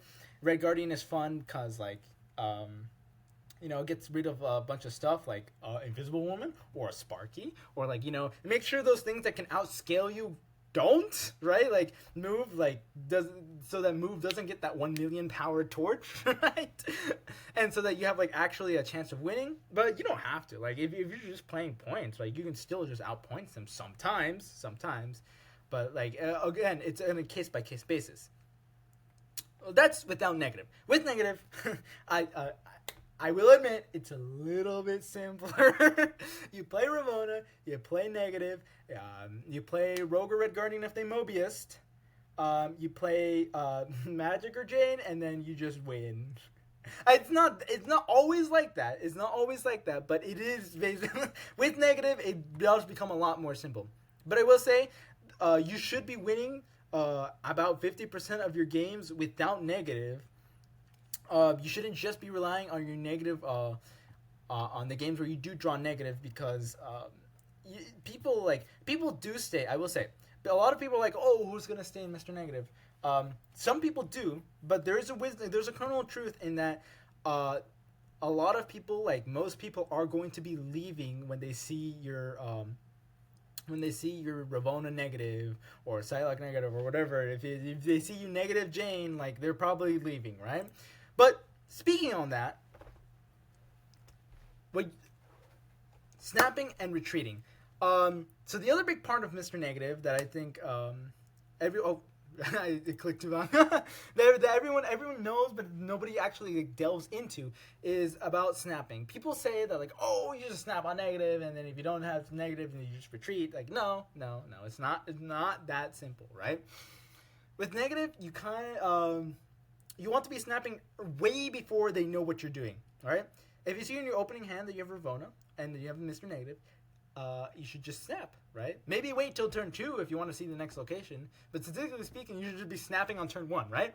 Are they going to leave on turn 1? Probably not.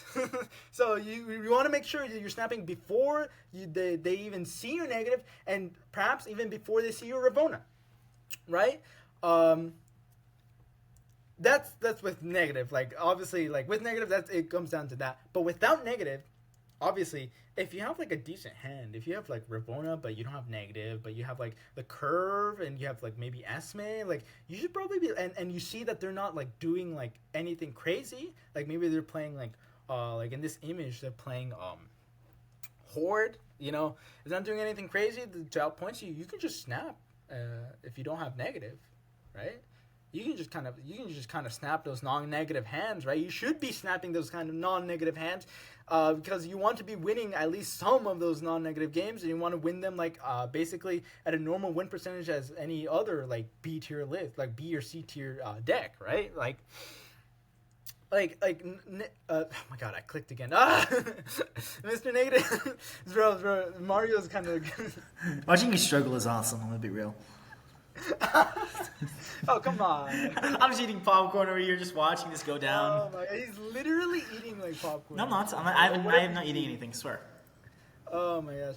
But yeah, like a non-negative, a game without Mr. Negative is just a normal game of Marvel Snap. I'm not gonna say it's the most complicated thing ever, but it's as complicated as every other normal Marvel Snap like game, right? Like yes, negative makes it simpler, but most of your games are gonna be without negative, and you should be playing like as if Mr. Negative doesn't exist, right? Like as if you have to win with the hand you got and like the tools you have, right? Another thing, if you do have Mr. Negative, guys, pay attention to what they're doing. Don't automatically assume that you've already won. I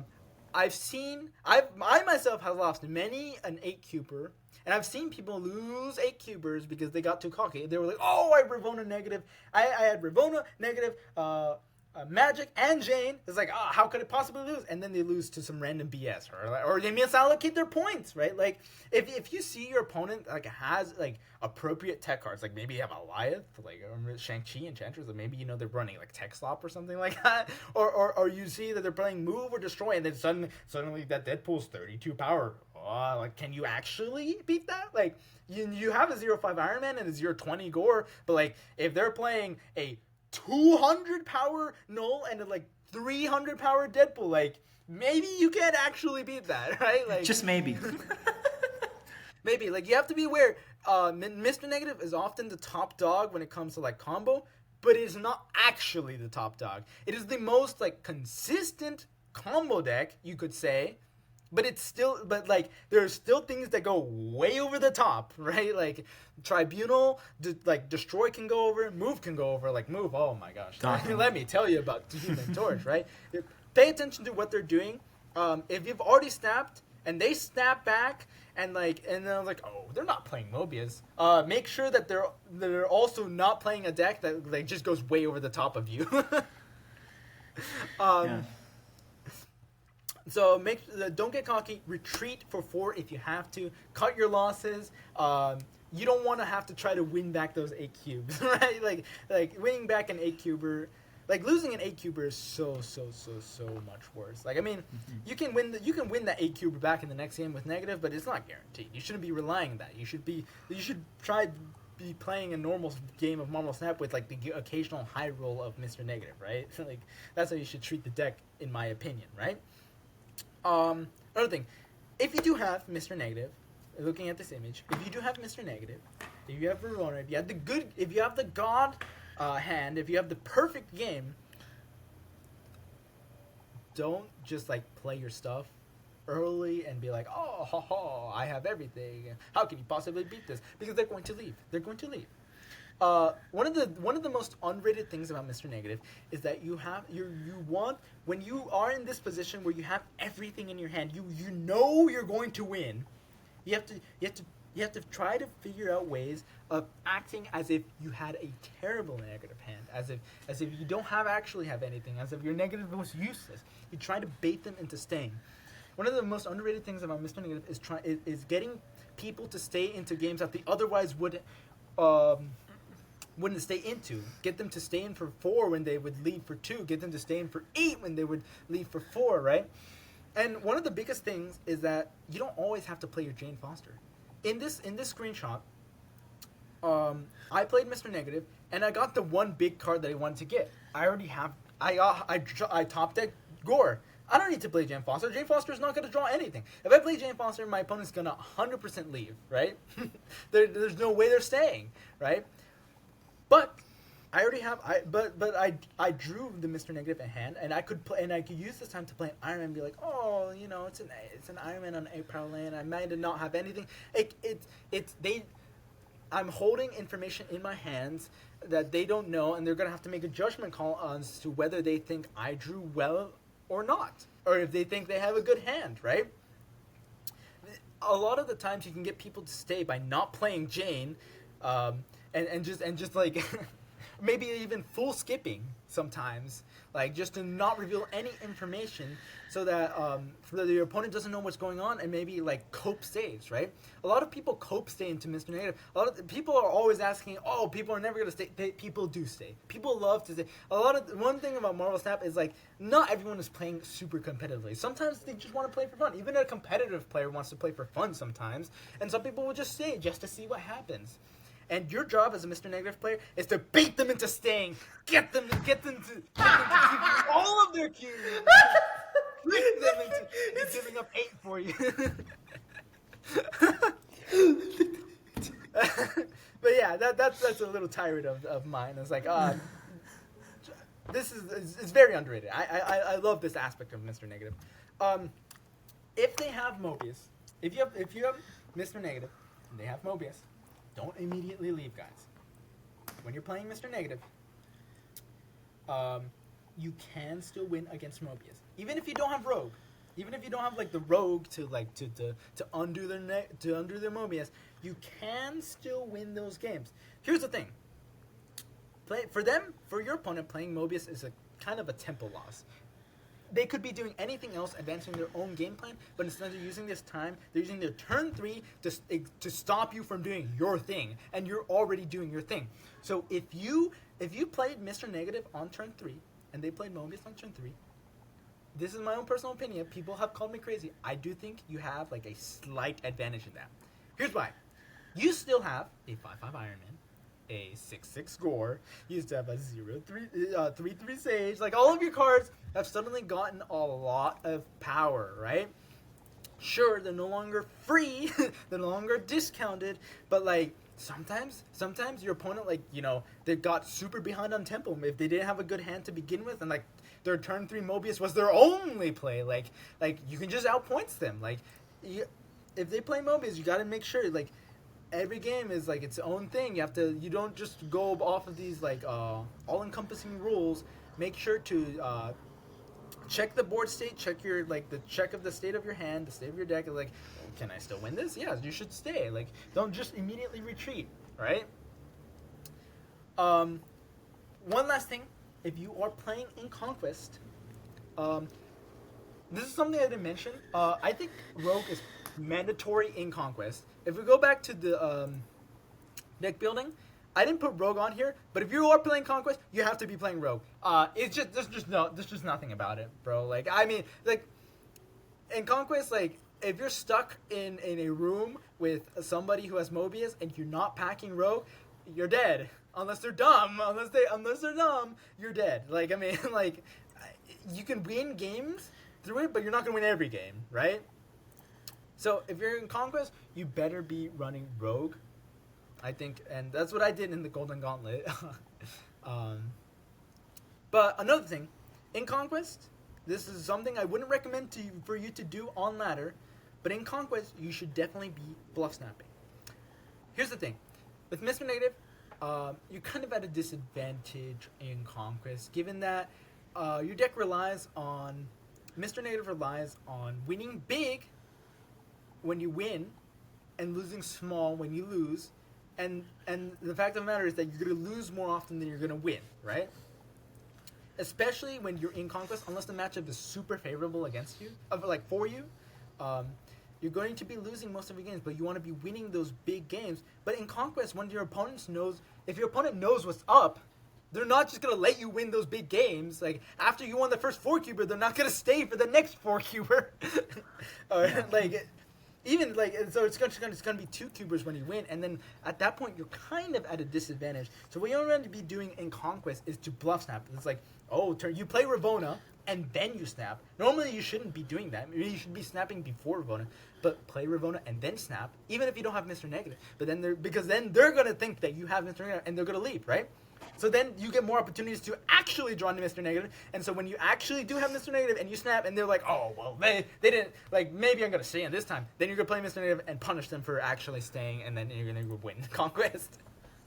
Yeah, for sure. But that concludes the end of my lecture, My on lecture. Mr. Negative. I hope this was informative for y'all. I hope that anyone who listened to this actually gleaned some information, and I don't sound like a madman rambling. But as you can tell, I'm very passionate about Mr. Negative. I love Mr. Negative. It's my favorite card, and it's my favorite deck of the game. And I hope that I hope that you all enjoyed it as well as I did. At this point, we've reached the end. Yes, so thank you to everybody for listening to someone rant for 30 minutes now. Thank you for listening to me and for him, not only for our live OT reactions, but also going through the cards. We apologize for being late. We're definitely going to be more on time. We actually have a very special episode planned next week with a very special guest we are very excited to have on. Not going to give you guys any spoilers, but we already have it planned out. And hopefully next week as well, but we'll have to see how schedules work out. So just go ahead and like, comment, subscribe, share, sharing, subscribing, commenting, it really helps us, it helps us grow. Watch the video multiple times. Please watch us at least 10 times, and tell your friends to watch us 20, At 0.25 speed, by the way, so that you really get everything. Exactly. If you don't do anything else, watch my segment at 0.25 No. multiple times over, so that you really get that Mr. Negative knowledge. Man. Yeah. So I gotta say, it was an awesome episode. It was a little bit on the longer side. I think it came out to about 2 hours and 30 minutes, which is probably the longest we've had. But Something like that, yeah. I'm surprised we got it done in that quickly. We had a lot to cover. So thank you everybody for listening to both of us talk endlessly. We hope that you guys actually stayed throughout most of this, and hopefully we'll see you guys next week. All right, bye-bye. Peace.